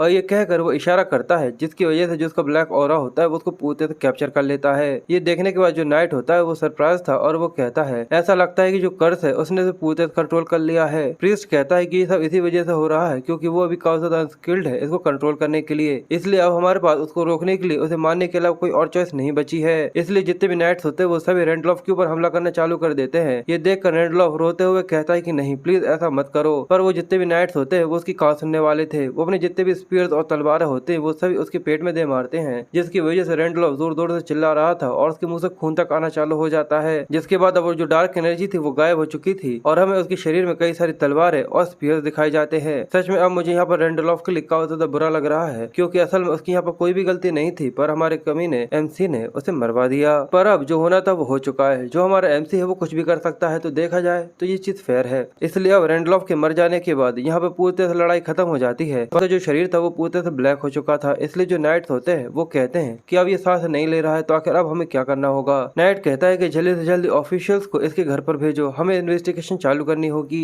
और हमें पता करना होगा कि आखिर उसने ये सब कब चालू किया था। कि जो यहाँ पे जो लड़ाई हो रही थी उसमें रेंडलॉफ ने डार्क पावर्स को इस्तेमाल कर इस होली ट्रायल को खराब करने की कोशिश करी है, जिसकी वजह से गॉडेस के नाम पर इससे ज्यादा बड़ा कोई डिस्ग्रेस हो ही नहीं सकता। इसलिए रेंडलॉफ को यहाँ पर हारा हुआ मानकर करनाक को विजेता घोषित कर दिया जाता है। जिसके बाद डेविएंटर के वेस्टकोट स्टेट का सीन दिखाया जाता है कि उसके घर के अंदर रेड पड़ चुकी थी और वो लोग वहाँ पे ऐसी कई सारी चीजों को ढूंढते हैं जिनके ऊपर नेक्रोमेंसर्स के सिंबल बने हुए थे, जैसे कि कई सारे ब्लैंकेट्स और क्लोव। ये देखकर वो कहते हैं कि ये पूरे एविडेंस स्टेट के अंदर लेकर जाए जाएंगे। ये देखकर जो रेंडलॉफ की बहन होती है वो कहती है कि ऐसा नहीं हो सकता, मुझे चीज के ऊपर बिल्कुल भी यकीन नहीं है क्योंकि ये सारी की सारी चीजें हाल ही में खरीदी गई हैं। तो एक प्रीस्ट एक बोतल को सामने करते हुए कहता है कि आखिर ये मेडिसिन की सस्पिशियस सी बोतल क्या है जो कि रेंडलॉफ के बाथरूम से मिली है। ये देखकर वो कहती है क्या सस्पिशियस, ये तो बस एक हेयर फॉर्मूला है जो कि मैंने एक मर्चेंट से खरीदा था क्योंकि वो हमेशा से अपने हेयर लॉस की वजह से चिंता में रहा करता था। तो वो कहता है कि ये सारी चीजें क्लियरली नेक्रोमेंसरी के एविडेंस तो नहीं है, पर जो हेयरिंग होगी वो जल्दी ही होगी जिसके लिए आपको आना होगा। इसकी वजह से जो उसकी बहन होती है वो बहुत बुरी तरीके से फंस जाती है। इसको भी देखकर मुझे सच में काफी ज्यादा बुरा लग रहा है क्योंकि इस बेचारी की तो कोई गलती ही नहीं है। और अब उस डुएल के खत्म हो जाने के कुछ दिनों के बाद का सीन दिखाया जाता है। करनाक ने काफी ज्यादा अच्छा खाना बनाया हुआ था और वो कहता है कि बोरोस बताओ क्या ये एक चैंपियन के लिए फीस्ट काफी अच्छी होगी। तो वो कहता है कि काफी ज्यादा अमेजिंग है, ये उस खाने से तो काफी ज्यादा अच्छा है जो कि हम लोग ट्रेनिंग में खाया करते थे। जिसके बाद वो टूट पड़ते हैं और खाने को बिल्कुल भुक्कड़ों की तरह खाते हैं। करनाक कहता है कि बिल्कुल ये फीस्ट हमारी विक्ट्री के लिए तो काफी ज्यादा सेलिब्रेशन होगी। तो वो कहता है पर क्या हमारे लिए तो ज्यादा खाना सही होगा।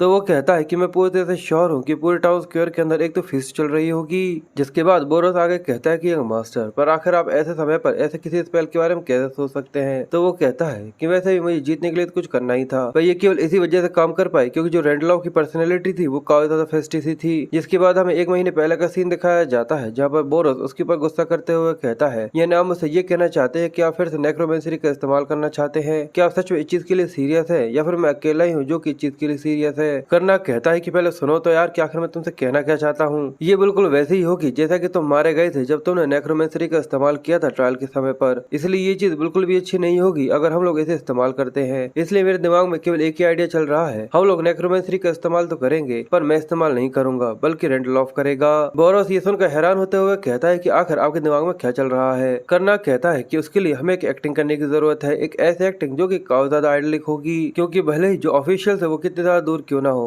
पर हम लोग उन्हें बेवकूफ बना सकते हैं क्योंकि एक ऐसी सिचुएशन जहाँ पर हम दोनों एक दूसरे से काफी ज्यादा खतरनाक तरीके से लड़ रहे हों, ये चीज बताना काफी ज्यादा मुश्किल है कि आखिर वहाँ पर स्पेल को किसने कास्ट किया है। और ये सच में काफी ज्यादा इनक्रेडिबल स्ट्रॉन्ग और हाई लेवल का नेक्रोमेंसरी स्पेल है, इसलिए चाहकर भी वो लोग मेरे ऊपर शक बिल्कुल भी नहीं कर सकते क्योंकि उन लोगों को ऐसा लगता है कि मेरे पास ऐसे स्किल्स ही नहीं है कि मैं ऐसा कुछ कर सकूं। बोरोस कहता है अगर ऐसा है तो आपको तो चिंता करने की बिल्कुल भी जरूरत नहीं है, पर करनाक उसे बताता है कि यहाँ पर एक सबसे बड़ा इशू ये है कि अगर मैं अपने स्पेल को इस्तेमाल करना चाहता हूँ तो उसके लिए मेरे दुश्मन का थोड़ा सा खून बहना जरूरी है, पर अभी की जो मेरे करंट स्किल्स है उनके साथ तो मेरी तलवार उसके करीब तक भी नहीं जा सकती। पर पर तभी वो उसको रोक देता है और कहता है कि यंग मास्टर रुक जाइए, बस आप ये कहना चाहते हैं कि आपको बस इतने सी जरूरत है कि आपका जो अपोनेंट है वो थोड़ा सा खून बहाए, तो बताइए कि आखिर मुझे उसे कहाँ पर कट करना है। जिसके बाद फिर से वो लोग प्रेजेंट में आ जाते हैं और कर्नाग उससे कहता है कि सच में तुम काफी ज्यादा हॉरिबल हो। ये देखकर वो कहता है पर क्या आपको सच में काफी ज्यादा खुशी नहीं है कि आपने इतने ज्यादा एफर्ट लगाए थे? पर फिर भी ऐसी कई सारी चीजें जो कि काफी ज्यादा प्रेसाइज है, क्योंकि रेंडलॉफ बिना नेक्रोमेंसरी के काफी ज्यादा आसानी से आपसे जीत सकता था। कर्नाग कहता है पर हम लोग कैसे भी करके इस सिचुएशन से निकल के आ ही गए हैं, और इसके अलावा उन लोगों ने डेविएंटर के ऊपर एक इन्वेस्टिगेशन कंसिडर कर ली है, और जो इन्वेस्टिगेटर्स थे उन लोगों ने ये चीज भी कंफर्म कर दी है कि रेंडलॉफ नेक्रोमेंसरी को इस्तेमाल करता था। ये सुनकर बोरोस कंफ्यूज होते हुए कहता है पर आखिर ऐसा कैसा हो सकता है। जिसके बाद हमें टेंपल का सीन दिखाया जाता है कि जहाँ पर जो फादर होता है उसके सामने एक प्रीस्ट बैठा हुआ था, और फादर कहता है क्या डेविएंटर की डार्क पावर के ऊपर जो इन्वेस्टिगेशन हो रही थी क्या वो पूरी हो चुकी है, और क्योंकि ये काफी ज्यादा बड़ा इशू है इसी वजह से रिपोर्ट करना इस चीज को कंफर्म नहीं करेगा। तो प्रीस्ट कहता है कि जो हमारा एक्सपीरियंस था और हम लोगों ने जो इन्वेस्टिगेशन करी है इस चीज से ये चीज पूरी तरह से पक्की हो जाती है, और ये केवल कोई छोटे मोटे नेक्रोमेंसर की नहीं है। असल में जो फ्रेगमेंट यहाँ पे यूज किया गया है वो ट्रांसेंडेंट का था, और गॉडेस ने भी हमें वार्न किया है कि जो एट्रीब्यूट्स है वो उससे काफी ज्यादा अच्छी तरीके से मैच होते हैं। ये fragment darkness of the apocalypse का है। और दूसरी तरफ कर्नाग ये सब सोच सोच कर काफी ज्यादा खुश होकर हंसते हुए कहता है देखकर लगता है कि इस जिंदगी में जो लक है वो मेरी तरफ है। बोरोस भी खुश होते हुए कहता है लगता है कि जो दुनिया है ये सच में काफी ज्यादा हमारी फेवरेट बन चुकी है। तो वो कहता है कि बिल्कुल अब हम लोगों को बस हमारी जिंदगी एंजॉय करनी है, और वैसे भी जो दूसरी जिंदगी है वो तो इसीलिए होती है। जिसके बाद बोरोस वहाँ से निकलते हुए कहता है कि पर यंग मास्टर अगर डेविएंटर फैमिली यहाँ से गायब भी हो चुकी है पर फिर भी ऐसी कई सारी पावर्स होंगी जो कि हमारे माइंड के ऊपर टेक ओवर करने की कोशिश करेंगी। तो वो कहता है कि बिल्कुल इसलिए जो मेरी नेक्रोमेंसरी है उसे मुझे काफी ज्यादा ताकतवर करने की जरूरत है। ये सुनकर बोरोस कंफ्यूज होते हुए कहता है पर अगर ऑर्डर को इसके बारे में पता चल गया तो क्या होगा। ये सुनकर कर्नाग कहता है कि इसी वजह से मुझे कोई रास्ता निकालना होगा जिससे मैं अगर नेक्रोमेंसरी को इस्तेमाल भी करूँ तो किसी को इसके बारे में पता न चल सके। फिर ऐसा ही कर 3 महीने निकल जाते हैं और हमें आधी रात का सीन दिखाया जाता है कि कर्नाग अपने रूम के अंदर बैठकर मैजिकल सर्कल से कल्टीवेट करने की कोशिश कर रहा था, और वो कहता है कि मुझे और भी ज्यादा फोकस करने की जरूरत है। उसके हाथ के अंदर एक ब्लैक एनर्जी होती है जिसको वो कंप्रेस करने में लगा हुआ था। वो कहता है कि मुझे चांदनी रात से नेगेटिव एनर्जी को निकालना होगा और काली अंधेरी रात के अंदर से डार्कनेस को, और ऐसे ही कर मैं जो करप्टेड एनर्जी है उसको फिल्टर कर सकता हूँ, और इसलिए मुझे केवल प्योर एनर्जी को इकट्ठा करना होगा जो कि मेरे पीछे है।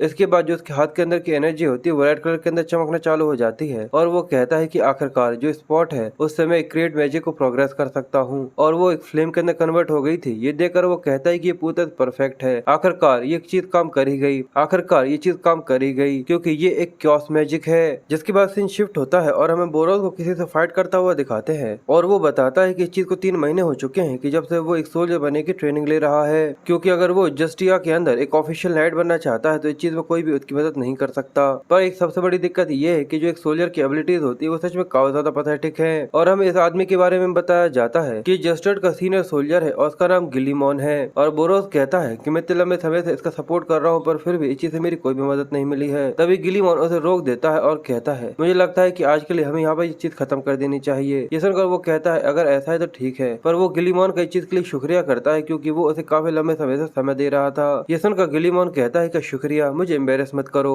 यहाँ पर तो मैं हूँ जिसे तुमसे सीखना चाहिए, तुम सच में काफी ज्यादा कमाल के हो, ऐसा लगता है कि तुम जल्दी यहाँ के काफी ज्यादा स्ट्रॉन्गेस्ट नाइट बन सकते हो। तो बोरोस हंसते हुए कहता है यहाँ पे एक काफी लंबा रास्ता है जहाँ पर मैं अगर अपने आप को तुमसे कंपेयर करना चाहता हूँ। गिलीमॉन कहता है कि तुम सच में काफी ज्यादा मॉडेस्ट हो, सच में तुम एक काफी अच्छी नाइट बन सकते हो, और आज रात यहाँ पर जितने भी सोल्जर्स है वो शराब पीने वाले हैं, अगर तुम चाहो तो तुम हमारे साथ चलकर पार्टी कर सकते हो। पर बोरोस उसे मना कर देता है और कहता है कि मेरे यंग मास्टर ने मुझे काफी ज्यादा इंपॉर्टेंट टास्क दिया है जो कि मुझे करना है। ये सुनकर वो कहता है ये तो काफी ज्यादा शर्म की बात है, चलो ठीक है हम लोग कल मिलते हैं। ये बोलकर वो दोनों ही वहाँ से अलग अलग हो जाते हैं। जिसके बाद हमें दिखाते हैं कि बोरोस कर्नाग के लिए चाय लेकर आया था और वो कहता है यंग मास्टर स्नैक्स का टाइम हो गया, पर तभी उसके सिर के ऊपर काफी बड़ा धमाका होता है जैसे वो बाल बाल बचा था। इसकी वजह से वो भी काफी ज्यादा हैरान था और सच में बेचारे का सर फटते फटते रह गया था। ये देखकर वो काफी ज्यादा सरप्राइज था और कर्नाग उसके ऊपर चिल्लाते हुए कहता है कि तुम्हें पता है कि ये चीज कितनी खतरनाक है, अगली बार आने से पहले एक बार नॉक कर देना। बोरोस भी घबराते हुए कहता है क्या कहीं किस तरीके की टेक्निक थी जो कि आप यहाँ पे इस्तेमाल कर रहे थे, क्योंकि ये बिल्कुल भी नेक्रोमेंसरी जैसी तो लगी नहीं रही थी। तो वो कहता है कि तुम्हारी आंख सच में काफी ज्यादा शार्प है क्योंकि ये नेक्रोमेंसरी से अलग है, पर तुम ऐसा कह सकते हो कि ये माना के काफी ज्यादा करीब है। पर बोरोस ये देखकर कहता है पर ये चीज तो पूरी तरह से इम्पॉसिबल है कि आप माना को इस्तेमाल करो, क्या आपने आपकी पावर्स को स्विच कर लिया है। जिसके बाद हमें बताया जाता है कि इस दुनिया के अंदर जो ट्रांसेंडेंट एनर्जीज होती हैं वो केवल 4 फॉर्म के अंदर होती है।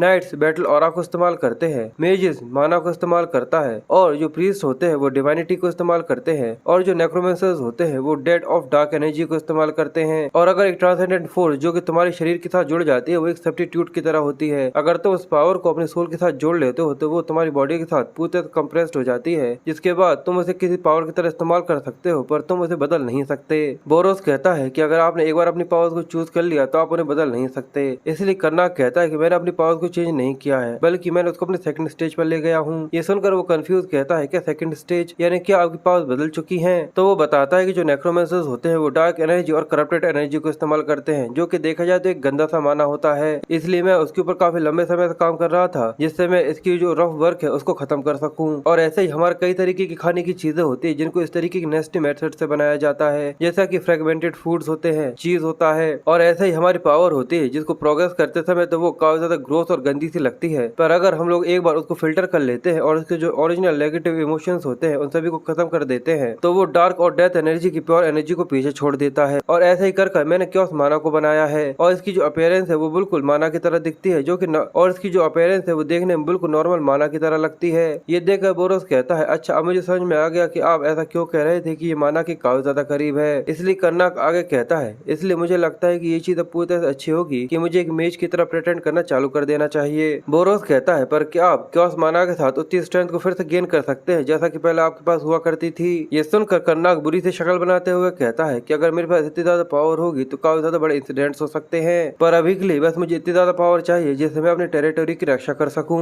और जो मेरी फैमिली की टेरिटोरी है वो वेस्टर्न फॉरेस्ट से चालू होती है, इसलिए मुझे ऐसा लगता है कि हमें जो माइन के जितने भी मॉन्स्टर्स हैं उन सभी को जाकर पकड़ना चाहिए। और ये चीज सच में काफी ज्यादा अच्छी होगी। जिसके बाद सीन शिफ्ट होता है और हमें और भी कई सारे लोगों को दिखाते हैं जो कि वहाँ पर ऐसे लड़ने के लिए आ गए थे। इसलिए मुझे ऐसा लगता है कि हम लोगों को माइन के जितने भी मॉन्स्टर्स हैं जाकर उन्हें पकड़ना चाहिए और ये चीज काफी ज्यादा अच्छी होगी। और हमें दिखाते हैं कि वहाँ पर और भी कई सारे नाइट्स होते हैं जो कि यहाँ पर इनसे लड़ने के लिए आए थे, जिसके पीछे हमें एक बुल्फ दिखाया जाता है जो कि झाड़ियों के पीछे छुपा हुआ था। और गिलीमोन अपने जितने भी सोल्जर्स होते हैं वो लोगों से कहता है कि मैं चाहता हूँ कि तुम सभी इस चीज की रिस्पॉन्सिबिलिटी लो, पर अचानक ही वो उसके ऊपर अटैक कर देता है। और जब तक वो इस चीज को नोटिस कर पाता, जैसे ही वो पीछे की तरफ देखता है तो वो बहुत ज्यादा हैरान हो जाता है। पर तभी बोरो सही समय पर आकर उसके ऊपर जंप करके अटैक कर देता है और वो केवल अपने एक ही अटैक की वजह से काफी आसानी से उस बुल्फ को यहाँ पर मार देता है। साथ ही वो गिलीमोन से पूछता है कि मैं थोड़ा सा लेट हो गया था, पर क्या तुम ठीक हो? गिलीमोन बोरोस को देखकर कहता है कि तुम्हारा बहुत बहुत शुक्रिया, मुझे सच में ऐसा लग रहा है कि जैसे कि मैं किसी ऑफिशियल नाइट के साथ हूँ। तो वो कहता है कि चीज में ज्यादा समय नहीं हुआ है कि जब से मैं एक नाइट बना हूँ, पर अभी भी ये चीज मुझे काफी ज्यादा ऑकवर्ड और एम्बेरेस सी लगती है। जिसके बाद वो गिलीमोन से कहता है, पर जैसा तुमने कहा था कि जो मॉन्स्टर्स का स्टेट है वो कुछ दिनों से काफी ज्यादा स्ट्रेट आ रहा है। ये सुनकर वो कहता है कि तुमने बिल्कुल सही कहा, ये सच में पहले से काफी ज्यादा स्ट्रॉन्ग हो गए हैं। ऐसा लगता है कि जो रूमर्स थे वो पूरे सही हैं। बोरोस उससे कहता है कि रूमर्स, आखिर उससे तुम्हारा क्या मतलब है? तो वो बताता है कि the goddess of oracle, the oracle of the destructions, ऐसी 7 गॉडेसेस जिनको इस धरती और इंसानियत की रक्षा करने के लिए ऑर्डर ने नीचे भेजा था, पर फिर एम्प्टीनेस ने अपना मुंह खोलकर किस्मत की उल्टी करी, जो कि बिल्कुल भी अलाउ नहीं था। ये एक ऐसा अंधेरा है जो कि रोशनी को खत्म करने के लिए आया है,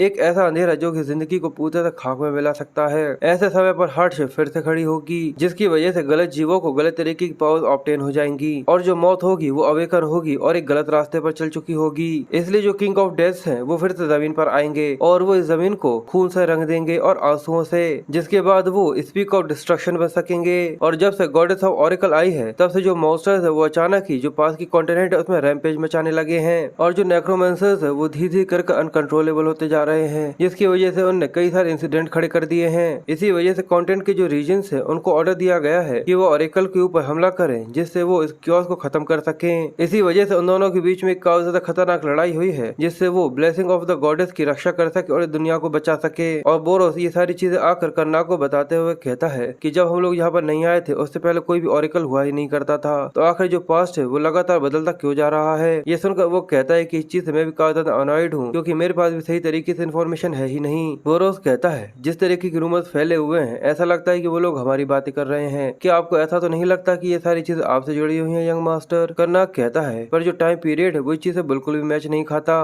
क्योंकि जो ऑरेकल है वो हमारे यहाँ पर आने से पहले ही बन चुकी थी और हम एक चार्ट दिखाते हैं जिससे ये समझ में आ सके कि आखिर असल में यहाँ पर क्या हुआ है। बोरोस बहुत ज्यादा परेशान होते हुए कहता है, अच्छा तो यही वजह थी कि जो रेंडलॉफ का इंसिडेंट है वो इतना ज्यादा जल्दी हो गया, क्या ये दुनिया जल्दी खत्म होने वाली है? आखिर हम लोग यहाँ पर कुछ क्यों नहीं कर रहे? ये देख कर्नाक कहता है कि हम लोग तो कंट्री साइड के कमीने हैं, तो आखिर हम लोग क्या कर सकते हैं? कर्नाक कहता है कि मुझे ये नहीं पता कि आखिर ये किंग ऑफ डेथ आखिर कौन है और कहाँ से आए हैं, पर इस दुनिया को खत्म करना सच में काफी ज्यादा आसान है, क्योंकि हम लोग भी पहले ऐसा कुछ कर चुके हैं। बोरोस कहता है पर यहाँ पर तो कई सारे हीरोज हुआ करते थे ना, तो क्या उन इंसानों को भी इसके बारे में कुछ पता नहीं होगा? कर्नाक कहता है इस बार हमें इस दुनिया की फोर्सेस के ऊपर भरोसा करना होगा, हमें बस अपनी खुद की टेरिटोरी के अंदर रहकर अपनी जिंदगी को एंजॉय करना है और कुछ नहीं। पर फिर केवल 7 दिन के बाद का ही सीन दिखाया जाता है कि एक प्रीस्ट वहाँ पर चमकते हुई आंखों के साथ आ गया था, जो कि कहता है कि मैं यहाँ पर गॉडेस ऑफ सन लिटिल लीज के ऑर्डर पर आया हूँ और मैं यहाँ पर आपकी कॉर्पोरेशन चाहता हूँ। ये देखकर वो दोनों एक ज्यादा हैरान थे और कहते हैं कि हम लोग सच में यहाँ पर बहुत बुरी तरीके से फंस चुके हैं। और वो प्रीस्ट कहता है कि हम लोगों ने एक नेक्रोमेंसर को ढूंढा था जो कि एक पास के ही गाँव में था और वो भागकर आपकी टेरिटोरी के अंदर आ गया है और मुझे यकीन है कि वो पास के किसी फॉरेस्ट के अंदर छुपा हुआ होगा, इसलिए मैं ये चाहता हूँ कि आप मुझे एक गाइड प्रोवाइड करें जो कि इस जगह को काफी अच्छी तरीके से जानता हो। बोरोस काफी ज्यादा परेशान होते हुए सोचता है कि यंग मास्टर क्या आप इस चीज को महसूस कर सकते हैं, आपको जितने ज्यादा जल्दी हो सके इसे रिजेक्ट करना है, वो भी नेचुरली, काफी ज्यादा नेचुरली। कर्नाक बड़े ही आराम से चाय पी रहा था और जैसे ही कर्नाक कप नीचे रखता है तो उसके अंदर से भी चमक निकलती है और वो मुस्कुराते हुए कहता है कि आखिर हम लोग एक ऐसे अफेयर को रिजेक्ट कैसे कर सकते हैं जहाँ पर गॉडेस का नाम जुड़ा हुआ हो। ये देखकर बोरोस काफी ज्यादा सरप्राइज था और वो कहता है कि हम लोग जल्दी ही आपके पास कोई ऐसा इंसान जरूर भेज देंगे।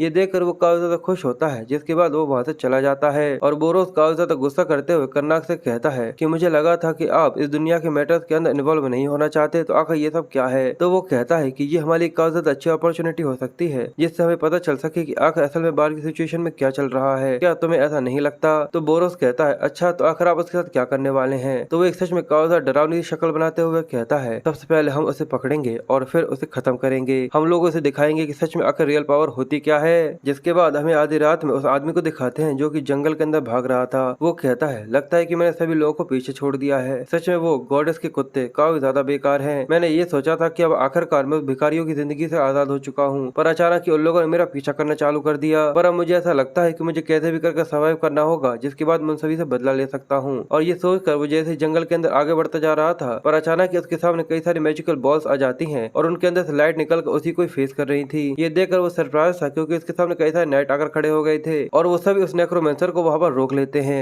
ये देखकर वो आदमी काफी ज्यादा हैरान था और वो सोचता है कि अब मुझे समझ में आया कि आखिर मैं इतने ज्यादा फ्रीली क्यों भाग रहा था, असल में ये एक जाल है। वो सभी उसे यहाँ पर सरेंडर करने का कहते हैं और उन लोगों ने उसे पूरे तक घेर लिया था। ये देखकर उस नेक्रोमेंसर को काफी गुस्सा आता है और वो कहता है क्या तुम्हें सच में ऐसा लगता है कि मैं यहाँ पे आसानी से पकड़ा जाने वाला हूँ? और ये बोलकर वो अपने नेक्रोमेंसर के स्किल का इस्तेमाल करता है और उसके अंदर से कई सारे डार्क सोल्स निकल कर आते हैं जो कि रीपर्स की तरह थी और वो कहते हैं कि ये तो रेत है, इसलिए वो जल्दी से प्रोटेक्शन चार्म को निकालते हैं। पर जितने भी रीपर्स होते हैं वो उन सभी सोल्जर्स को यहाँ पर घायल कर देते हैं और हम ऊपर से सीन दिखाया जाता है कि जो कर्नाक था वो ये सब देख रहा था और वो ये देखकर कहता है कि सच में ये चीज मुझे काफी ज्यादा इंसेन कर रही है, क्योंकि जो ये सीन है वो देखने लायक है, पर फिर भी उसने जितने वर्ड्स बोले हैं और जो स्पेल टेक्निक है वो पूरे से गलत है। ये देखकर बोरोस कहता है ये चीज तो ऑब्वियस है कि उसने अभी सही तरीके से सीखा नहीं कि आखिर उसको किस तरीके से कास्ट करते हैं, इसलिए मुझे लगता है कि हम लोगों को जल्दी शुरू कर देना चाहिए। और वो देखते हैं कि जो नेक्रोमेंसर है जैसे जैसे वो बोल रहे हैं वो जल्दी से यहाँ से भागता जा रहा है। ये देखकर वो दोनों कहते हैं लगता है कि हम लोगों को भी अब आगे बढ़ना होगा, हम लोगों को उस लोगों के पकड़ने से पहले पकड़ना है।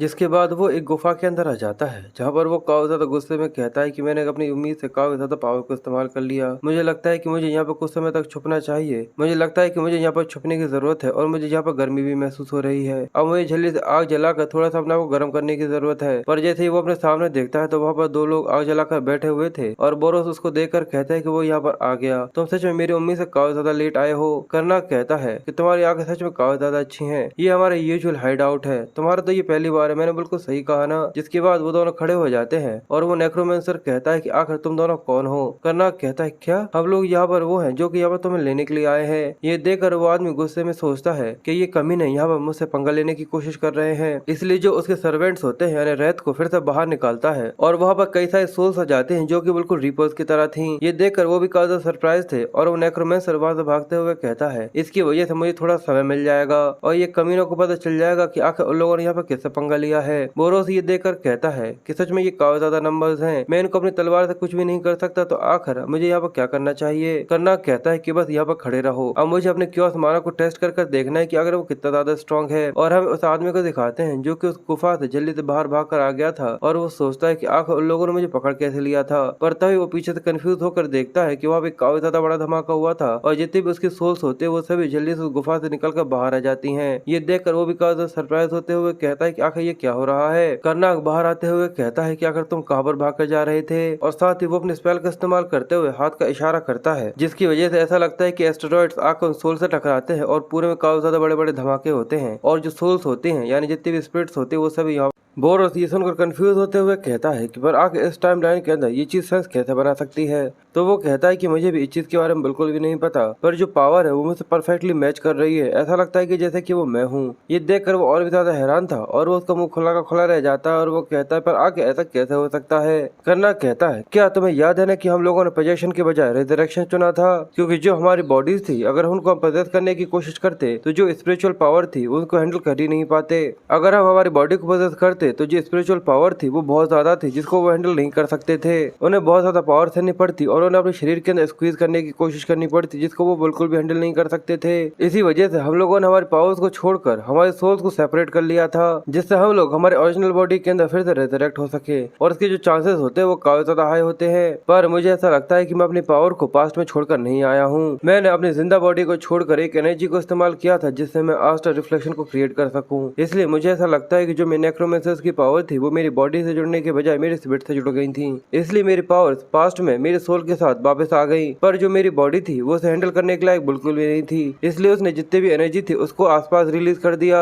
और बोरोस घबराते हुए कहता है यानी तुम ये कहना चाहते हो कि जो तुम्हारी पावर्स थी वो भी तुम्हारे साथ अपने पास्ट में आ गई हैं। करना कहता है कि बिल्कुल, और वो बची हुई power darkness of the end बन चुकी है। इसलिए वो परेशान होते हुए कहता है कि अगर जो तुम्हारी पावर्स थी वो वापस आ गई हैं, अगर वो शेटर्स भी है यानी अलग अलग भी है, तभी वो काफी है कि वो दुनिया को तबाह कर सकती है। इसका मतलब ये जिंदगी भी खत्म होने वाली है। अब जो आखिरी उम्मीद थी वो भी खत्म हो चुकी है। क्यों ना तुम उन्हें बुलाने की कोशिश करो जिससे वो तुम्हारे पास वापस आ जाए, क्योंकि वो तुम्हारे कमांड को फॉलो कर सकती है। ये देखकर करना उससे कहता है कि अगर रास्ते पर मेरा कोई सिक्का गिर जाए तो क्या वो घूमते हुए फिर से मेरे पास आ जाएगा? आखिर तुम कैसी बातें कर रहे हो? बोरोस बहुत ज्यादा घबराते हुए कहता है कि हम लोग सच में बहुत बुरी तरीके से फंस गए, वो भी तुम्हारी वजह से। और करना भी काफी परेशान उससे कहता है दुनिया के ऊपर भरोसा करो, ये सारी चीजें बकवास है। मैं वैसे भी एक बार यहाँ से भाग चुका हूँ, इसलिए जो रिजल्ट है वो पूरी तरह साफ है। हमें इसका कुछ करना होगा। और इसी वजह से करना कि सबके बारे में सोचकर बहुत ज्यादा घबरा रहा था। और बोरोस कहता है मुझे ऐसा लगा था कि जो अब हमारी जिंदगी है वो काफी ज्यादा आसान होगी, पर आखिर अब तुम्हारे पास क्या प्लान है?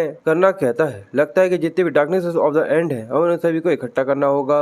ये सुनकर बोरोस काफी परेशान होते हुए कहता है इसका मतलब हमें फिर से जंगलों में रहना पड़ेगा। तो वो कहता है पर इस बार मैं श्योर करूंगा कि तुम्हें काफी अच्छे तरीके से खाना दूं, क्योंकि मैं खुद भी ऐसा नहीं चाहता। अब वो दोनों घर से निकल चुके थे और रास्ते में चलते हुए कहते हैं पर लगता है कि यहाँ पर बाहर आना इतना भी ज्यादा बुरा नहीं लगता। और इसलिए बोरोस चेहरे के साथ पॉजिटिव वे में कहता है ये सब इसी वजह से क्योंकि कोई भी हमारा पीछा नहीं कर रहा। ये देखकर वो कहता है कि सच में उस समय काफी ज्यादा बड़ी दिक्कत का सामना करना पड़ा था। और बोरोस आके कहता है कि इसके अलावा यहाँ पर किसी भी बैंडिट का साइन भी नहीं है, वो हमेशा ही हमें काफी ज्यादा परेशान किया करते थे। करना कहता है कि हम लोग देखने में सच में पहले से काफी ज्यादा अलग लगते हैं, इसलिए वो हमें बिल्कुल भी टच नहीं करने वाले। ये देखकर वो कहता है कि सच में पैसा काफी ज्यादा अच्छी चीज होती है, पर हम लोग यहाँ पर मेंशन को केवल ये बोलकर आए हैं कि हम लोग मेजर ट्रेनिंग के लिए आए हैं, इसलिए हम लोगों को डायरेक्ट रात जाना होगा। मैंने बिल्कुल सही कहा ना? करना कहता है कि बिल्कुल, जो कि हमें लास्ट नेक्रोमेंसर मिला था जिसको हम लोगों ने पकड़ा था, उसकी पावर्स को लेने के बाद पता चला था कि वो यहीं पर आया था। पर बोरोस कहता है पर फिर भी मुझे काफी ज्यादा अनप्लैन्ड सा महसूस हो रहा है, क्योंकि जो डार्कनेस ऑफ द एंड है वो बिल्कुल तो तुम्हारे पास चलकर नहीं आने वाला ना। इसलिए क्या तुम्हारे पास किसी तरीके का ट्रैकिंग मैजिक है या फिर कुछ ऐसा ही?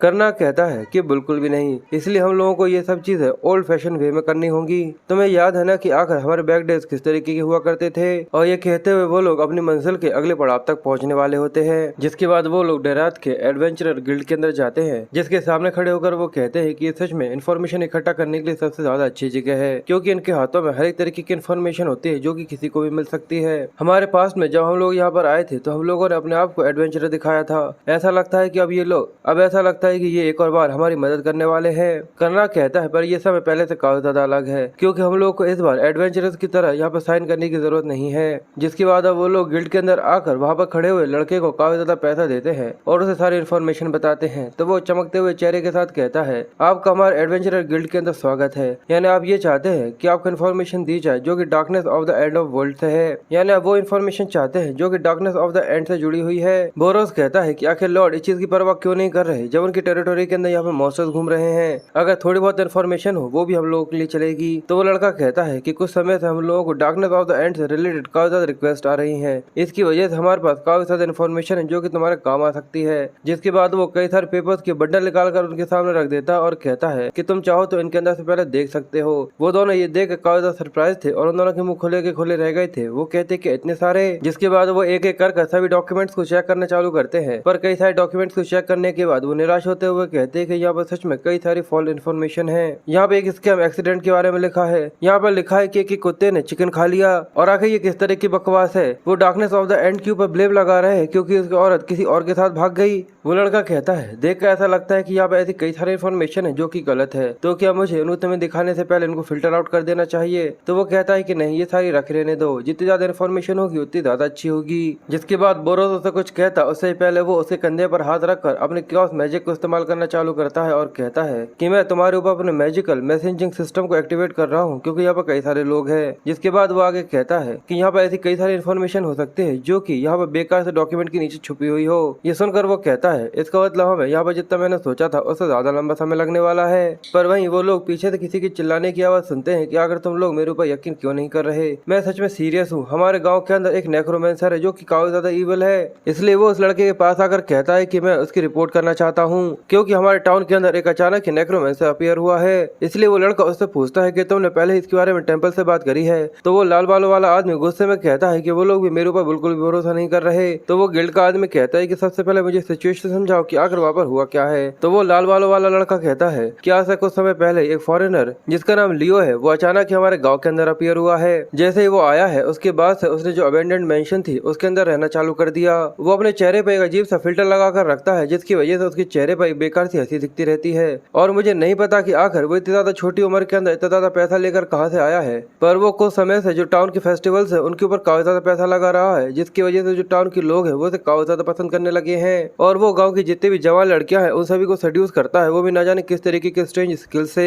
और यहाँ तक जो मेरी फियांसे है वो भी उसके ऊपर पागल हो चुकी है। सच में वो इस सब के बारे में बोल बोल कर रोना चालू कर देता है जो देखना काफी ज्यादा फनी था। पर ये सुनने के बाद वहाँ पर खड़े हुए बाकी एडवेंचरर्स ये देखकर हंसना चालू कर देते हैं और कहते हैं कि एक हैंडसम यंग मैन है जो कि काफी ज्यादा बड़ी रिच फैमिली से आया है वो इसके गाँव के अंदर रहने लगा है। क्या ऐसा कुछ करने के लिए डार्क पावर की जरूरत होती भी है? ये सुनने में बिल्कुल ऐसा लग रहा है जैसे कि कोई कॉमन अमीर प्ले बॉय हो।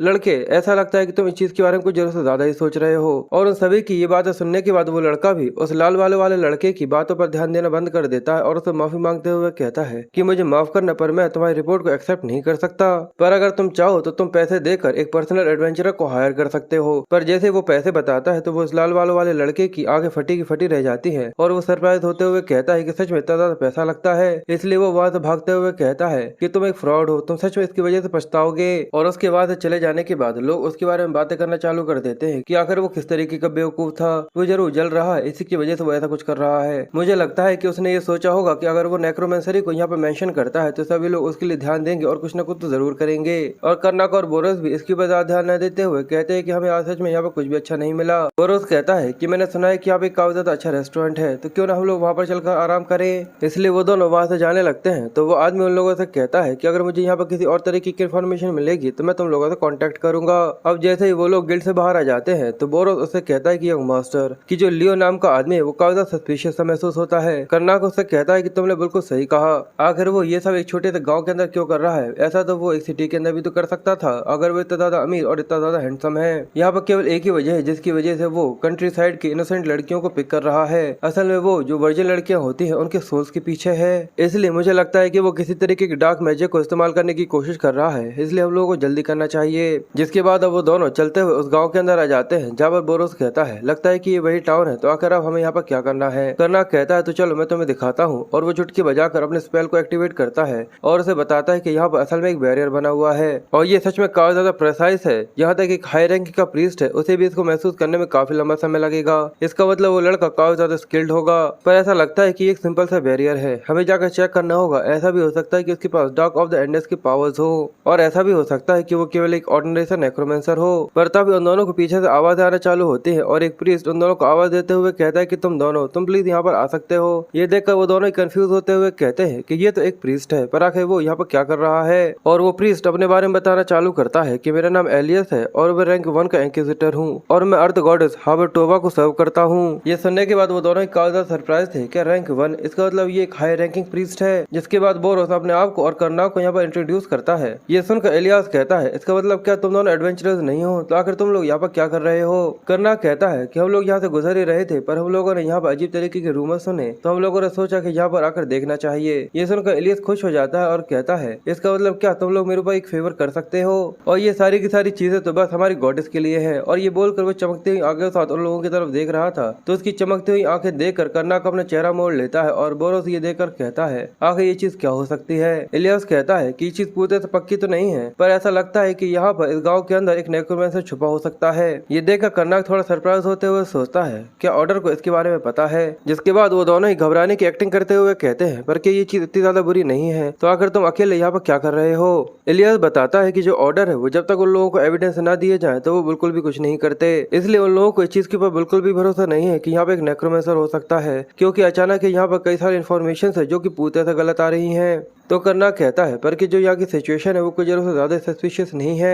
जिसके बाद वो वहाँ पर और भी लंबी बातें करते हैं और इलियास उन्हें बताता है कि इसी वजह से तो मैं इस सारी चीजों को खुद से ही कंप्लीट करने की कोशिश कर रहा हूँ। और वो बोरोस को देखकर कहता है कि एक तलवार और आर्मर जिसको काफी अच्छी तरीके से इस्तेमाल किया जाता है और एक काफी ज्यादा अच्छी ट्रेंड बॉडी, जरूर ये बिल्कुल भी कमजोर नहीं हो सकता। और इसलिए इलियास आगे कहता है कि तुम दोनों देखने में काफी ज्यादा स्किल्ड लग रहे हो, इसलिए मैं पूरी तरह से श्योर हूँ कि इस चीज की वजह से मुझे काफी ज्यादा मदद मिलेगी। पर कर्नाक और बोरोस दोनों मैसेजिंग सिस्टम का इस्तेमाल करते हुए एक दूसरे से बातें करते हैं, जहाँ पर वो कहते हैं कि ये काफी ज्यादा एनोइंग है, पर ऐसा लगता है कि हम लोग ऐसे कंपनी देनी चाहिए, क्योंकि यहाँ पर ऐसी कई सारी चीजें जो कि हम लोगों को भी चेक करनी है। बोरोस कहता है, पर आखिर तब क्या होगा जब इसे पता चल जाएगा कि अगर आप भी एक नेक्रोमैंसर है। और उन दोनों को ऐसा खड़ा हुआ देखकर इलियास कंफ्यूज था और वो सोचता है कि आखिर ये दोनों ऐसे क्यों खड़े हुए हैं। और कर्नाक उसे काफी भारी आवाज में कहता है, अगर ऐसा हुआ तो मैं उसकी मेमोरीज को इरेज कर दूंगा। ये देखकर बोरोस कहता है कि सच में तुम काफी ज्यादा इविल हो, इसलिए वो आगे कहता है कि कोशिश करना कि हम लोग इस चीज को अवॉइड कर सके, क्योंकि मैंने ये देखा है कि कोई भी इस चीज से सही से नहीं निकल पाता। इसलिए कर्नाक आगे बढ़ते हुए इलियास से कहता है कि बिल्कुल, वैसे भी हम सभी तो गॉडेस के चाइल्ड है ना, तो हम लोग तुम्हारी मदद जरूर करेंगे।